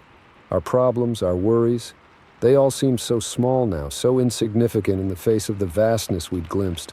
Whatever came next, whatever challenges we faced, we'd face them together, carrying with us the memory of that impossible night and the knowledge that the universe was far stranger and more wonderful than we'd ever imagined. The open road stretched out before us, leading back to our normal lives. But now we knew nothing would ever be truly normal again. And somehow that was okay. Story 11. I should have listened to my gut. That's what they always say, right? But when you're exhausted, when your eyelids feel like they're made of lead and the white lines on the road start to blur together, you don't always make the best decisions. That's how I found myself pulling into the dimly lit rest area, my hands shaking slightly as I guided my old Honda into a parking spot. The clock on my dashboard read 2:17 a.m. I'd been driving for nearly 10 hours straight, pushing through the night to make it to my sister's wedding. Money was tight, and I couldn't afford a hotel room. Just a quick power nap, I told myself, just enough to make it the last 100 miles. As soon as I cut the engine, an eerie silence enveloped the car. The rest area was deserted, save for a single semi-truck parked at the far end of the lot, its engine humming softly. Moonlight cast long shadows across the cracked asphalt, and a flickering street lamp buzzed intermittently, struggling to stay lit. I closed my eyes, trying to will myself to relax. But something felt off. The hairs on the back of my neck stood up, and a chill ran down my spine despite the warm summer night. Slowly, I opened my eyes and glanced in the rearview mirror. That's when I saw him. A man sat in a dark sedan 2 spots behind me, his face partially hidden in shadow, but I could feel his eyes on me, boring into the back of my skull. I tried to tell myself I was being paranoid, that he was probably just another tired traveler. But the way he sat, perfectly still, hands gripping the steering wheel, it made my stomach churn. I debated my options. I could try to sleep, but the thought of closing my eyes with him watching made me feel sick. I could drive away, but I was so tired. The idea of getting back on the dark highway terrified me almost as much as staying put. Minutes ticked by, feeling like hours. Every time I glanced in the mirror, he was there, watching, waiting. Finally, I couldn't take it anymore. I had to get out of there. With trembling hands, I turned the key in the ignition. The engine sputtered to life, and I saw movement in the rearview mirror. The man's car door opened. Heart pounding, I threw the car into reverse and peeled out of the parking spot. As I shifted into drive, I caught a glimpse of the man. He was tall, dressed all in black, his face hidden beneath a baseball cap. He stood next to his car, watching me go. I merged onto the highway, my hands gripping the steering wheel so tightly my knuckles turned white. The adrenaline coursing through my veins had chased away any lingering fatigue. I pushed the speedometer up to 80, then 85, desperate to put as much distance between myself and the rest stop as possible. After a few minutes, I started to relax. I laughed nervously, telling myself I had overreacted. He was probably just some guy and I'd let my imagination run wild. I eased off the gas, letting my speed drop back down to a more reasonable 70 miles per hour. That's when I saw the headlights in my rearview mirror. At first, I told myself it was just a coincidence. Plenty of people travel at night. But as the car drew closer, I felt that same sickening dread from the rest stop. The headlights were the same height as the sedan, and they were gaining on me fast. I pressed down on the accelerator, watching the needle climb past 80 again. The headlights behind me matched my speed, staying a consistent distance behind. Close enough to see me, but not close enough to make out the driver. My mind raced. What did this guy want? Was he going to try to run me off the road? I fumbled for my phone, cursing as I realized I had forgotten to charge it at the rest stop. The battery was at 2%, not enough to make a call. I scanned the road ahead, desperate for any sign of civilization, but there was nothing but darkness and the occasional reflective road sign. The fuel gauge caught my eye and my heart sank. The needle hovered just above empty. In my panic to leave the rest stop, I had forgotten to fill up. Sweat beaded on my forehead as I weighed my options. I could pull over and confront the driver, but the thought of facing him alone on the dark highway made me feel ill. I could try to outrun him, but with my fuel situation, that was a risky gamble. The decision was made for me when I spotted a sign for an upcoming exit. Millerville, 5 miles, it read. A wave of relief washed over me. Surely there would be a 24-hour gas station, or at least someone who could help. I maintained my speed, not wanting to tip off my pursuer. As the exit approached, I waited until the last possible moment before swerving onto the off-ramp. In my rearview mirror, I saw the headlights behind me hesitate for a split second before following. The road into Millerville was dark and winding. I pushed my old Honda to its limits, taking the curves as fast as I dared. The headlights stayed with me, falling behind on the straight stretches but catching up in the turns. As I crested a hill, I saw the town spread out below. It was small, most of the buildings dark at this hour, but there, like a beacon of hope, I saw the glowing sign of a gas station. I flew down the hill, tires squealing as I took the turn into the gas station too fast. I screeched to a halt next to a pump, fumbling with shaking hands to open the door. As I stumbled out of the car, I heard the roar of an engine behind me. The sedan flew past the gas station entrance, brake lights flaring as the driver realized he'd missed the turn. I ran towards the store, my legs feeling like jelly. The bored-looking attendant glanced up as I burst through the door. "Please," I gasped, struggling to catch my breath. "I need help. There's someone following me." The attendant, a middle-aged man with thinning hair, looked at me skeptically. "Following you?" I nodded frantically, trying to explain about the rest stop and the chase. As I spoke, I saw recognition dawn in his eyes, followed by alarm. Okay, he said, reaching for the phone behind the counter. "I'm calling the police. You just stay in here, all right?" I nodded gratefully, moving away from the windows. Through the glass, I could see the sedan slowly cruising past the gas station. My breath caught in my throat as it pulled into the lot. The attendant was speaking urgently into the phone, his eyes fixed on the car. I shrunk back against the counter, my heart pounding so hard I thought it might burst from my chest. The sedan parked next to my Honda. For a long moment, nothing happened. Then slowly, the driver's side door opened. I couldn't breathe. I couldn't move. I could only watch as a tall figure unfolded itself from the car. He was dressed all in black, his face still hidden beneath that baseball cap. He stood there for a moment, surveying the gas station. Then he started walking towards the store. The attendant hung up the phone. "Police are on their way," he said, his voice tense. "They said to lock the doors and stay inside." I nodded mutely, my eyes fixed on the approaching figure. The attendant moved quickly to the door, turning the lock just as the man reached for the handle.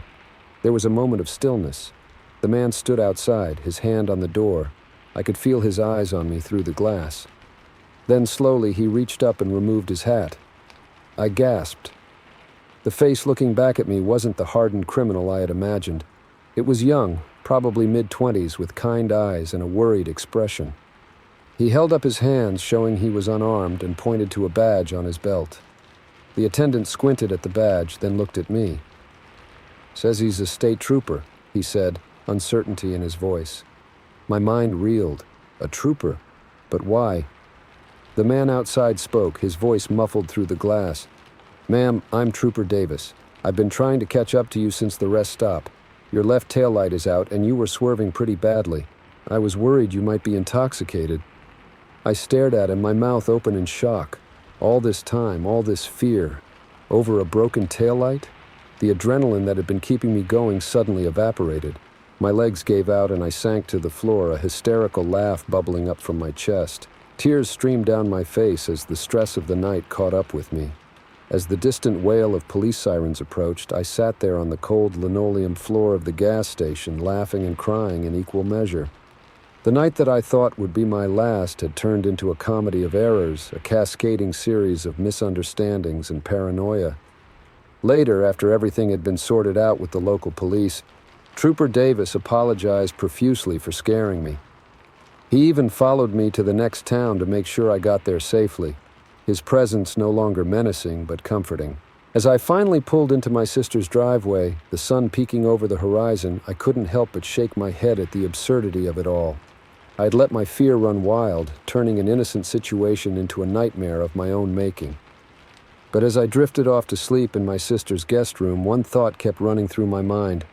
Sometimes, just sometimes, it's okay to listen to your gut. Because out there on the dark highways of the night, you never really know what might be lurking in the shadows. Story 12.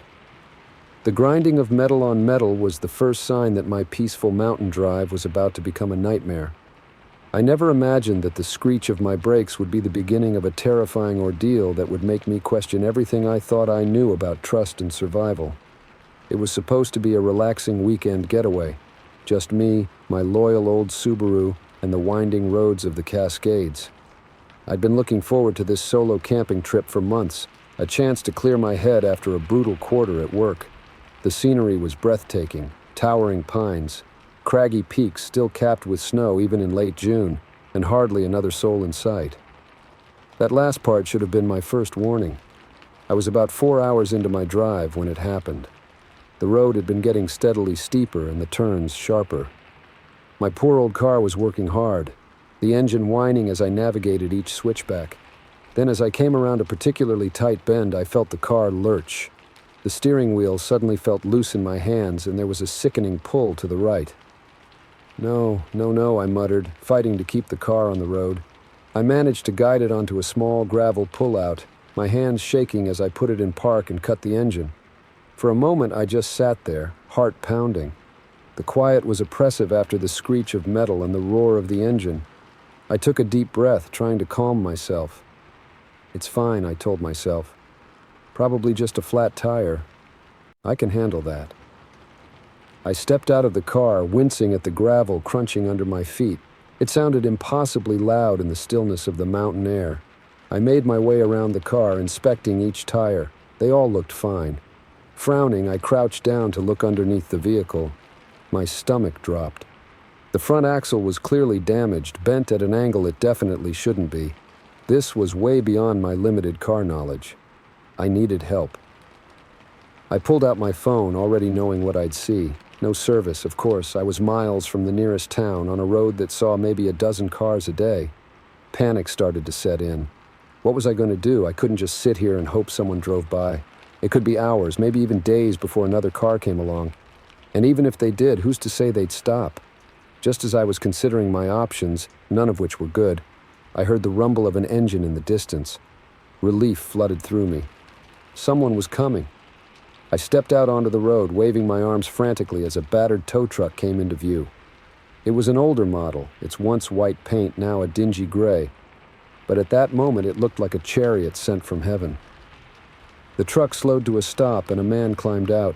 He was tall and lanky, probably in his 50s, with graying hair poking out from under a well-worn baseball cap. His face was weathered, like tanned leather, with deep creases around his eyes. "Having some trouble," he called out, his voice gravelly. I nodded, gesturing to my car. "Yeah, I think something's wrong with the axle. I don't suppose you'd be able to take a look." He ambled over, peering under the car. "Yep, that's your problem right there. Front axle's shot." He straightened up, wiping his hands on his jeans. "Gonna need a tow, I'm afraid." I felt a wave of relief. "That's great, actually. I was worried I'd be stuck out here. Do you know of a garage nearby that could fix it?" The man, I still didn't know his name, scratched his chin. "Well, nearest town's about 50 miles back the way you came, but tell you what, I got a garage of my own just up the road a piece. I could tow you there, take a look at it myself. Probably save you a fair bit of money, too." I hesitated. Something about this felt off. Maybe it was the way his eyes never quite met mine, or the fact that his arrival was almost too convenient. But what choice did I have?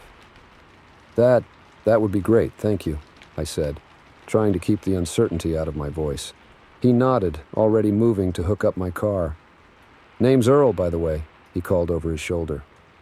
"Jack," I replied, watching as he worked. "I really appreciate this, Earl. I don't know what I would have done if you hadn't shown up." Earl grunted in response, focused on securing my car to his truck. As he worked, I noticed something that made my blood run cold.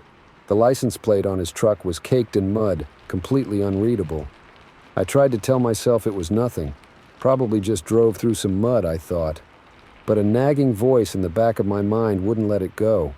Why would only the license plate be covered? The rest of the truck, while dirty, wasn't nearly as mud-caked. Before I could dwell on it too much, Earl was done. "All right, she's all hooked up. Hop in and we'll get you sorted." I climbed into the passenger seat of the tow truck, my heart racing. The interior smelled of stale cigarettes and something else I couldn't quite place, something metallic. As we started moving, I tried to make conversation, hoping it would calm my nerves. "So, Earl, you live around here?" He nodded, eyes on the road. "Yep, born and raised in these mountains. Know 'em like the back of my hand." "Must be nice," I said, glancing out the window. The trees seemed to press in closer, the shadows deeper than before. "Peaceful." Earl's mouth twitched in what might have been a smile. "Oh, it is. Real peaceful. Nobody to bother you up here." The way he said it sent a chill down my spine. I fell silent, watching as we turned off the main road onto a narrow dirt track I hadn't even noticed before.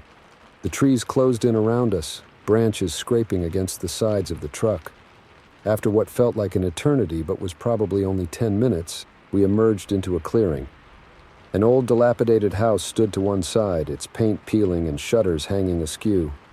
Next to it was a large metal garage, its doors closed. Earl pulled up in front of the garage and cut the engine. "Well, here we are, home sweet home." I stepped out of the truck, my legs shaky. Everything about this place screamed danger, the isolation, the run-down appearance, the fact that I hadn't seen a single other building since we left the main road. Earl?" I said, trying to keep my voice steady. "I really appreciate you bringing me here, but I think I'd rather just call for a tow to take me into town. If you could just unhook my car." Now, Earl interrupted, his tone suddenly cold. "That wouldn't be very neighborly of me, would it? Letting you waste all that money when I can fix it right here." He moved towards me, and I instinctively took a step back. "Really, it's fine. I don't want to impose "I insist," Earl said, his hand closing around my arm. His grip was like iron. "Let's get that car of yours into the garage, shall we?" My heart was pounding so hard I thought it might burst out of my chest. I knew I had to do something, say something, but fear had paralyzed me. As Earl started to pull me towards the garage, my mind raced, trying to figure a way out of this nightmare. Suddenly, a sound broke through the panic clouding my thoughts, a car engine growing louder. Someone was coming down the road. Earl's grip on my arm tightened painfully. "Looks like we've got company," he growled, his eyes darting towards the sound. "Best get inside, quick now." He started dragging me towards the house. In that moment, survival instinct kicked in. I planted my feet, twisted my arm, and with strength born of desperation, broke free of his grip. I ran like I'd never run before, crashing through the underbrush towards the sound of the approaching car. Branches whipped at my face, roots threatened to trip me, but I didn't slow down. I could hear Earl behind me, cursing and crashing through the woods. The road came into view, and with it, a glimmer of hope. An old pickup truck was making its way down the dirt track. I burst out of the trees, waving my arms frantically. "Help!" I screamed. "Please help me!" The truck screeched to a halt, and an elderly couple peered out at me in shock. I must have been quite a sight, clothes torn, face scratched, wild-eyed with fear. "Please," I gasped, reaching the truck. "I need help. There's a man. He tried to—" I glanced back towards the woods, but there was no sign of Earl. He must have retreated when he saw the truck. The couple, bless them, didn't ask questions. They opened the door, helped me in, and we sped away. As we drove, I told them everything, my words tumbling out in a frantic rush. They took me straight to the sheriff's office in the nearest town. The sheriff listened to my story, his face growing grimmer by the minute. He recognized the description of Earl and the location I gave him. "We've had suspicions about that area for a while now," he told me. "Reports of missing hikers, campers who never made it home, but we never had enough to go on, until now." The next few days were a blur of police statements, phone calls to my family, and trying to process what had happened. They found my car at Earl's property along with evidence that made my blood run cold. I tried not to think about what might have happened if that couple hadn't driven by when they did. As I finally made my way home, I couldn't shake the feeling of how close I'd come to becoming just another statistic, another mysterious disappearance in the vast wilderness. The mountains, which had seemed so peaceful and inviting just days ago, now loomed ominously in my rearview mirror. I've always considered myself a good judge of character, someone who could trust their instincts. But after my encounter with Earl, I realized how easily those instincts could be overridden by politeness, by not wanting to seem rude or paranoid. I learned the hard way that sometimes it's okay to be impolite. It's okay to say no, to trust that gut feeling when something doesn't feel right. Because out there on those lonely mountain roads, that instinct might be all that stands between you and becoming another unsolved mystery. Story 13. The sound of metal scraping against asphalt sent chills down my spine. It was a noise no driver ever wants to hear, especially not on a deserted stretch of highway with my wife and 2 kids in the car. But that grinding, screeching sound was only the beginning of a nightmare that would make me question everything I thought I knew about safety, trust, and the kindness of strangers. We were 4 hours into our cross-country road trip. The kids finally settled into the rhythm of highway travel after a morning of, "Are we there yet?" and backseat squabbles. Sarah, my wife, had just taken over driving duties, allowing me to relax in the passenger seat and enjoy the rolling countryside. The sun was starting to dip towards the horizon, painting the sky in brilliant shades of orange and pink. I remember thinking how beautiful it was, how perfect this moment felt. That's when I heard it. A loud pop followed by that terrible scraping sound. "What was that?" Sarah asked, her knuckles whitening as she gripped the steering wheel. I felt the car pulling hard to the right. "I think we blew a tire," I said, trying to keep my voice calm for the kids' sake. "Pull over as soon as you can." Sarah guided our SUV onto the narrow shoulder, the vehicle shuddering as it rolled to a stop. I could hear the muffled whimpers of our daughter, Emma, in the back seat. "It's okay, sweetie," I called back, unbuckling my seatbelt. "Daddy's just going to take a look. Everything's fine." But as I circled the car, my heart sank. It wasn't just a flat tire. The entire wheel had come loose, the lug nuts scattered across the asphalt like discarded marbles. This wasn't a simple blowout. Someone had deliberately loosened our wheel. A chill ran down my spine as I realized the implications. This wasn't an accident. Someone had tampered with our car, likely while we were stopped at the last rest area. But why? And more importantly, were they still out there watching us? I took a deep breath, trying to steady my nerves before facing my family. I couldn't let them see how rattled I was. "Looks like we lost a wheel," I said, forcing a smile. "Don't worry, I'll call for a tow truck." As I pulled out my phone, I noticed something that made my blood run cold. A white van was parked about a quarter-mile down the road, partially hidden behind a stand of trees. It hadn't been there when we pulled over. I pretended to make a call, all the while watching the van out of the corner of my eye. Were its occupants watching us? Were they the ones who had sabotaged our car? "Honey?" Sarah's voice snapped me back to reality. "What did they say?" I lowered the phone, my mind racing. I couldn't tell her the truth, not with the kids right there, not with potential threats lurking nearby. They said it might be a while. Heavy call volume tonight. Sarah frowned. Should we try to change it ourselves? I shook my head, perhaps too quickly. No, it's not safe on this shoulder. Too narrow. I glanced back at the van. It hadn't moved. Why don't you guys wait in the car? I'll keep an eye out for the tow truck. As Sarah rolled up the windows and locked the doors, I pretended to inspect the damage further. In reality, I was scanning our surroundings, looking for any sign of movement, any indication of what might come next. The sun was sinking faster now, the shadows lengthening across the empty fields on either side of the highway. In the growing twilight, every rustle of grass, every bird call seemed menacing. I found myself jumping at the slightest sound, my imagination conjuring up terrifying scenarios. That's when I saw it. Movement near the van. A figure emerged, then another. They were too far away to make out clearly, but I could see they were heading in our direction. My heart pounded in my chest. I had to make a decision, and fast. We couldn't stay here, waiting like sitting ducks. But we couldn't drive either, not with a missing wheel. We were trapped. I rushed back to the driver's side window, tapping urgently. Sarah rolled it down, her eyes wide with concern. What's wrong? We need to go, I said, trying to keep my voice low and calm. Now, go, but the car. Sarah, please, I interrupted, my eyes darting back to the approaching figures. I need you to trust me. We're not safe here. Something in my tone must have convinced her. She nodded, reaching for her seatbelt. Kids, hold on tight, okay? We're going to play a little game. As Sarah started the engine, I quickly gathered a few essentials from the trunk. A flashlight, a small toolkit, some water bottles. I didn't know where we were going or what we'd face, but I knew we couldn't leave empty-handed. The car lurched forward, the metal of the loose wheel shrieking against the road. We wouldn't get far like this, but we didn't need to. There was a dense patch of woods about 100 yards ahead. If we could make it there, we might have a chance. I glanced back as we crawled forward. The figures were closer now, their pace quickening as they realized we were moving. In the dying light, I could make out more details. 2 men, both large and intimidating. One was carrying something long and metallic, a crowbar maybe, or something worse. Faster, I urged, even though I knew Sarah was pushing the damaged vehicle as hard as she dared. We had barely made it 50 yards when the wheel gave out completely. The car tilted violently to one side, nearly tipping over before Sarah managed to straighten it out. We skidded to a stop, the acrid smell of burning rubber filling the air. Everybody out, I said, my voice surprisingly steady despite the fear coursing through me. We're going to run for those trees. Stay together and don't look back.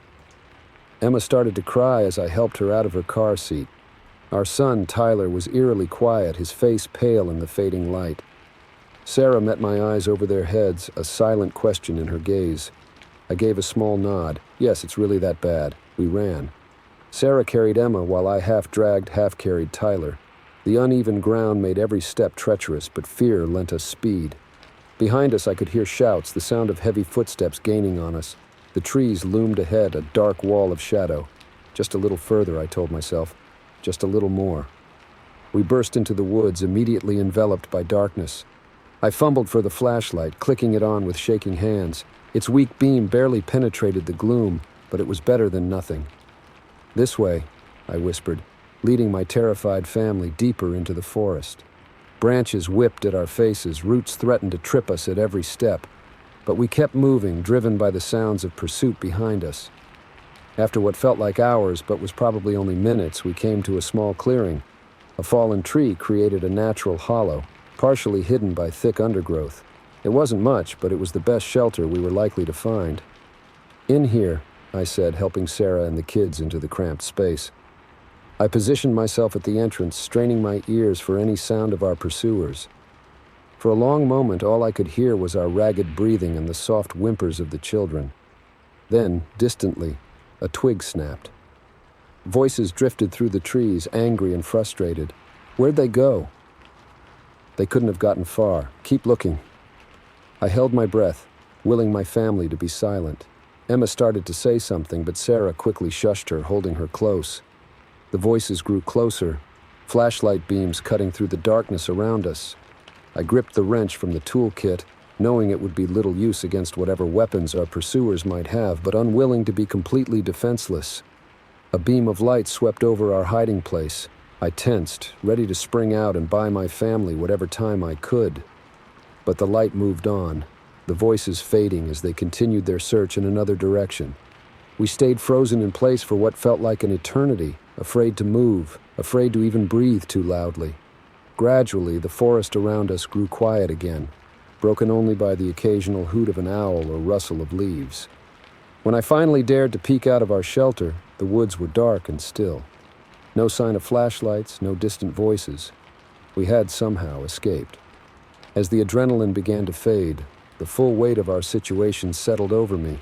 We were stranded in unfamiliar woods, miles from help, with 2 scared children and whatever dangers lurked in the forest night. And somewhere out there, 2 men were still hunting us. I turned back to my family, their faces pale and frightened in the dim glow of the flashlight. "What do we do now?" Sarah whispered, voicing the question we were all thinking. I took a deep breath, trying to project a confidence I didn't feel. "We wait until first light," I said. "Then we find our way back to the road, but not where we left the car. We'll flag down help, contact the police." Sarah nodded, but I could see the doubt in her eyes. The same doubt I felt gnawing at my insides. Would we make it until morning? And even if we did, what dangers awaited us in the light of day? As I settled in for a long, tense night, I couldn't shake the image of our wheel, its lug nuts scattered across the highway. Such a small thing, really, a few pieces of metal. But they had been the first domino in a cascade of terror that had upended our lives in the span of an hour. I pulled my family close, listening to the sounds of the forest and praying for the sunrise. Whatever tomorrow brought, I knew one thing for certain. Our carefree road trip was over. From now on, every stranger would be a potential threat, every unexpected sound a cause for alarm. The world had become a much darker, more dangerous place, and all because of a loose wheel on a lonely stretch of highway. Story 14. The blue and red lights flashing in my rearview mirror should have been a relief. Instead, they sent a chill down my spine that had nothing to do with the cold desert night. Something was off about this traffic stop, and as the unmarked car pulled up behind me, I couldn't shake the feeling that I was about to become a statistic, another mysterious disappearance on this lonely stretch of highway. I'd been driving for hours, the monotonous landscape of the American Southwest blurring into an endless sea of sand and scrub brush. The sun had long since dipped below the horizon, leaving me alone with my thoughts and the hypnotic white lines of the road. Maybe that's why I didn't notice the car at first. It seemed to materialize out of the darkness, headlights suddenly blazing in my mirrors. I checked my speedometer, 65 miles per hour, exactly the limit. So why was I being pulled over? I eased onto the shoulder, gravel crunching under my tires. The adrenaline coursing through my veins made every sound seem amplified. The tick of my cooling engine, the whisper of wind across the desert, the crunch of boots on gravel as the officer approached. I rolled down my window, fishing for my license and registration. "Evening, officer," I said, trying to keep my voice steady.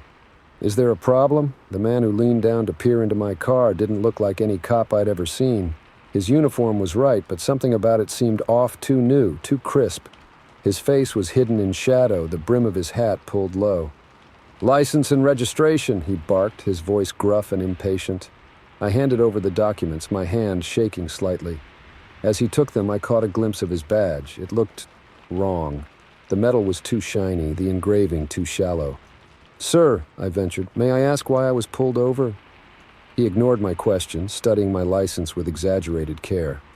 "Step out of the vehicle," he ordered.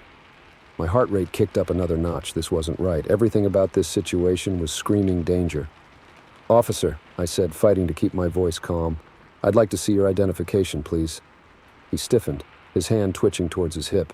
I said, "Step out of the vehicle." "Now." I hesitated, my mind racing. If I got out, I'd be at his mercy. But if I refused, well, that could end badly too. Real cop or not, he had a gun. That's when I saw it. Another pair of headlights approaching in my side mirror. The officer saw them too.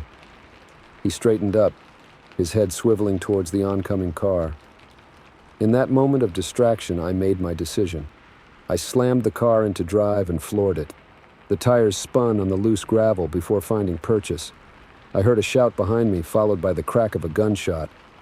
My side mirror exploded in a shower of glass and plastic. I swerved back onto the highway, my hands white-knuckled on the steering wheel. In my rearview mirror, I could see the officer sprinting back to his car.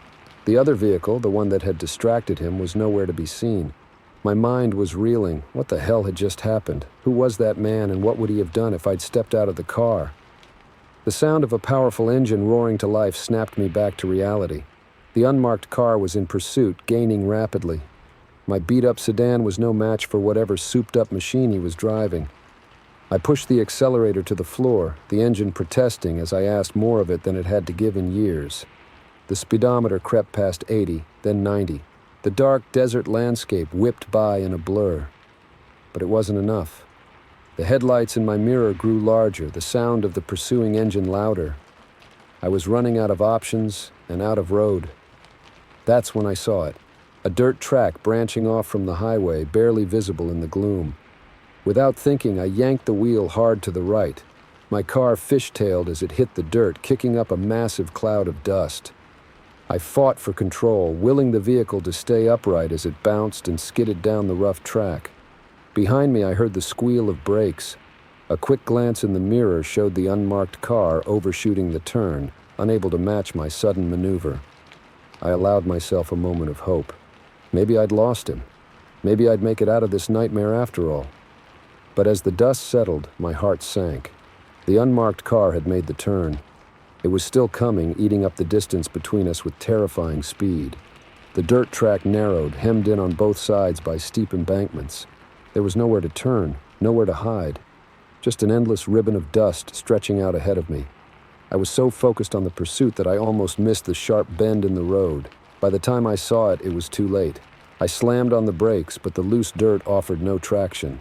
My car skidded sideways, teetering on two wheels for a heart-stopping moment before crashing back down. The impact knocked the wind out of me. For a few seconds, all I could do was sit there, dazed as dust billowed around the car. Then the sound of an approaching engine jolted me back to awareness. I fumbled with my seatbelt, my fingers clumsy with fear and adrenaline. I had to get out, had to run. But as I finally freed myself and reached for the door handle, a bright light flooded the interior of my car. Squinting against the glare, I saw a figure step out of the unmarked car. But it wasn't the fake cop. This was a different man, broad-shouldered and intimidating even in silhouette. I froze, one hand still on the door handle. Was this an accomplice? Had I escaped one threat only to run headlong into another? The figure approached slowly, hands raised in a non-threatening gesture. As he got closer, I could make out more details. The glint of a real badge on his belt, the outline of a cowboy hat. "You can come out now," a deep voice called. "You're safe." I hesitated, my mind struggling to process this new development. "Who are you?" I managed to croak out, my throat dry with fear and desert dust. "Sheriff Dawson, Yavapai County," he replied.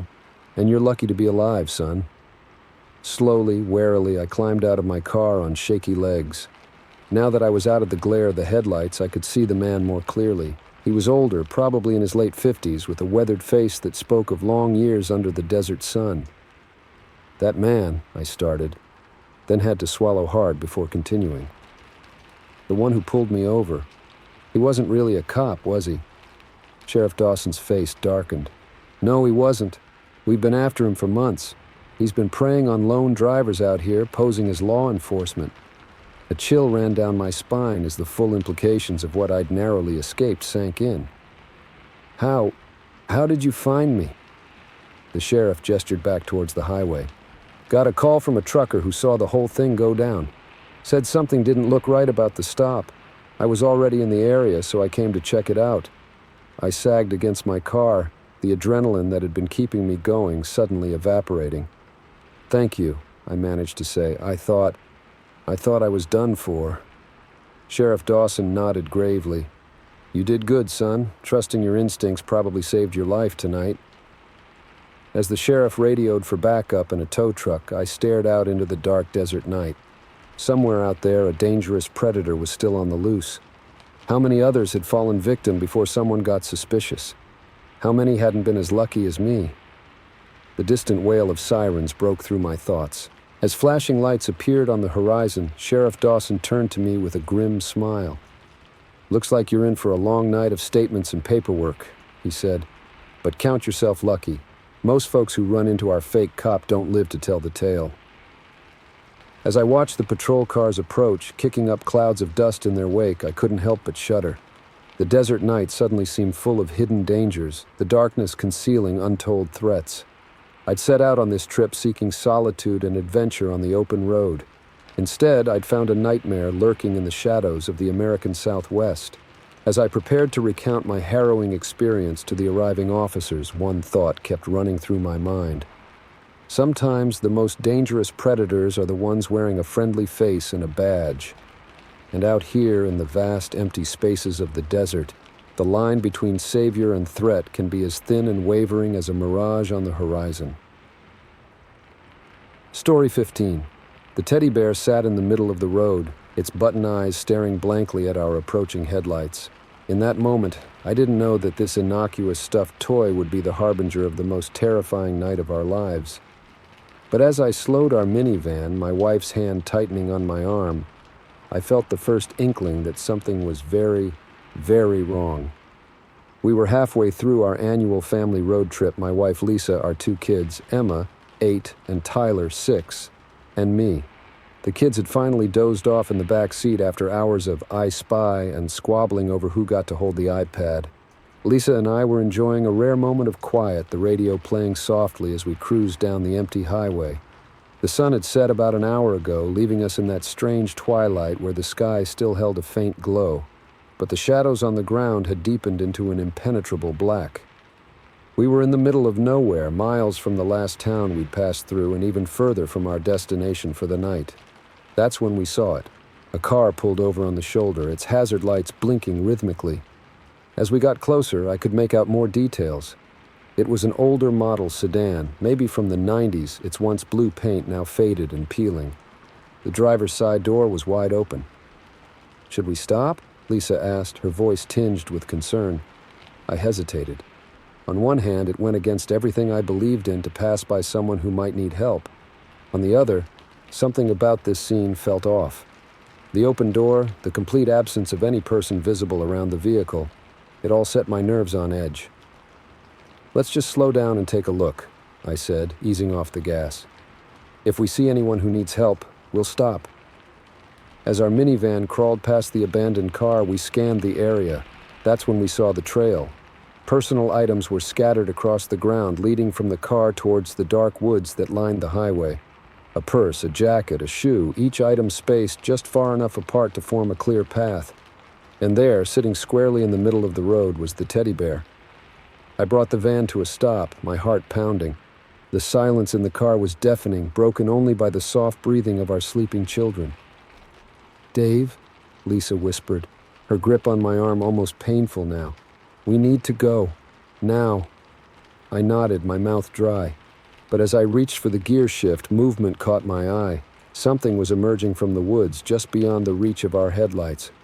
"Oh, God," Lisa breathed. A figure stepped into view.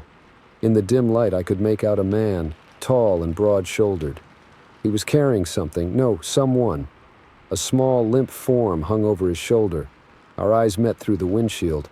For a moment, time seemed to stop. Then he smiled, a cold, predatory grin that sent ice through my veins. I slammed the minivan into reverse, tires squealing as I cranked the wheel. Lisa was shouting something, but I couldn't make out the words over the roaring in my ears. In the rearview mirror, I saw the man calmly walking towards us, still grinning. As soon as we had enough space, I shifted into drive and floored it. We shot past the abandoned car, past the trail of belongings, past the damned teddy bear still sitting in the road. I didn't slow down until the scene had disappeared from my mirrors, replaced by the endless dark of the night-shrouded highway. "What? What was that?" Lisa asked, her voice shaky. "Dave, what did we just see?" I shook my head, unable to form words. My knuckles were white on the steering wheel, and I realized I was driving way too fast. Forcing myself to ease off the gas, I tried to make sense of what had just happened. "I don't know," I finally managed. "But I think we need to call the police." Lisa nodded, fumbling for her phone. but as she held it up, her face fell. "No signal," she said. "We're in the middle of nowhere." The implications of that fact hit us both at the same time. We were alone out here, alone with whatever horror we had just witnessed playing out behind us, and potentially with a predator who had seen our faces and our car. "The kids," I said suddenly. "Are they still asleep?" Lisa turned in her seat, checking on Emma and Tyler. "Yeah, they're out cold. Thank God for small mercies, I guess." I nodded, trying to think through our options. The nearest town was still at least an hour away. We had a full tank of gas but no cell service, and somewhere behind us a nightmare was unfolding. "Okay," I said, more to myself than to Lisa. "Okay." We keep driving. We get to the next town, we find a police station, and we report what we saw. That's the plan. Lisa nodded, her face pale in the glow of the dashboard lights. Do you think that person is still alive? The one he was carrying?" I swallowed hard. "I don't know, but there's nothing we can do for them right now. We have to think about our own safety, about the kids." As if on cue, Emma stirred in the back seat. "Daddy?" she mumbled sleepily. "Are we there yet?" "Not yet, sweetheart," I called back, trying to keep my voice steady. "Go back to sleep. We'll be there soon." Emma settled back down and silence fell over the car once more. But it was a tense silence now, filled with unspoken fears and what-ifs. We drove on through the night, the empty road stretching endlessly before us. Every set of headlights in the rearview mirror sent a jolt of panic through me. Was it him? Had he somehow followed us? After what felt like an eternity, lights appeared on the horizon. A town, finally. As we approached, I could make out the glowing sign of a 24-hour diner. "We should stop," Lisa said. "Call the police from there." I nodded, already signaling to turn into the parking lot. As I cut the engine, the sudden silence was jarring. For a moment, we just sat there, the reality of what we had witnessed crashing over us. "I'll go in and make the call," I said finally. "You stay here with the kids." Lisa grabbed my arm as I reached for the door handle. "Be careful," she whispered. "We don't know if he followed us somehow." I gave her hand a reassuring squeeze, then stepped out into the cool night air. The diner was nearly empty, just a lone trucker at the counter and a bored-looking waitress refilling his coffee. I made my way to the payphone in the corner, my hands shaking as I dialed 911. As the operator answered, I took a deep breath and began to recount our harrowing experience. The next few hours passed in a blur. Police cars arrived, statements were taken, an APB was put out for the abandoned vehicle and the man we had seen. The kids woke up, confused and cranky, as we were escorted to the local police station. It wasn't until the gray light of dawn began to seep through the station windows that we finally got news. They had found the abandoned car exactly where we had described it, but there was no sign of the man or of any victim. "We did find this, though," the detective said, placing an evidence bag on the table in front of us. Inside was a small brown teddy bear, its button eyes staring blankly at us once more. A chill ran down my spine as I stared at the stuffed toy. It was proof that what we had seen was real, that we hadn't imagined the whole terrible scene. But it also raised more questions than it answered. As we finally checked into a motel, exhausted and shaken, I couldn't shake the image of that teddy bear sitting in the middle of the road. It had been placed there deliberately, I was sure of it now. A lure meant to make compassionate travelers stop and investigate. We had been lucky. Our caution, our instincts, had saved us from whatever fate had befallen the owner of that abandoned car. But as I lay awake, listening to the soft breathing of my family, I couldn't help but wonder about the ones who weren't so lucky. Out there on the dark highways and the vast spaces between towns, there are predators waiting. They count on our kindness, our willingness to help a stranger in need. And sometimes the difference between safety and unimaginable horror comes down to a split-second decision. As I finally drifted off to sleep, one thought kept circling in my mind. The next time we saw something strange on a lonely road, would we stop? Or would we drive on, haunted by the possibility of what we might be leaving behind?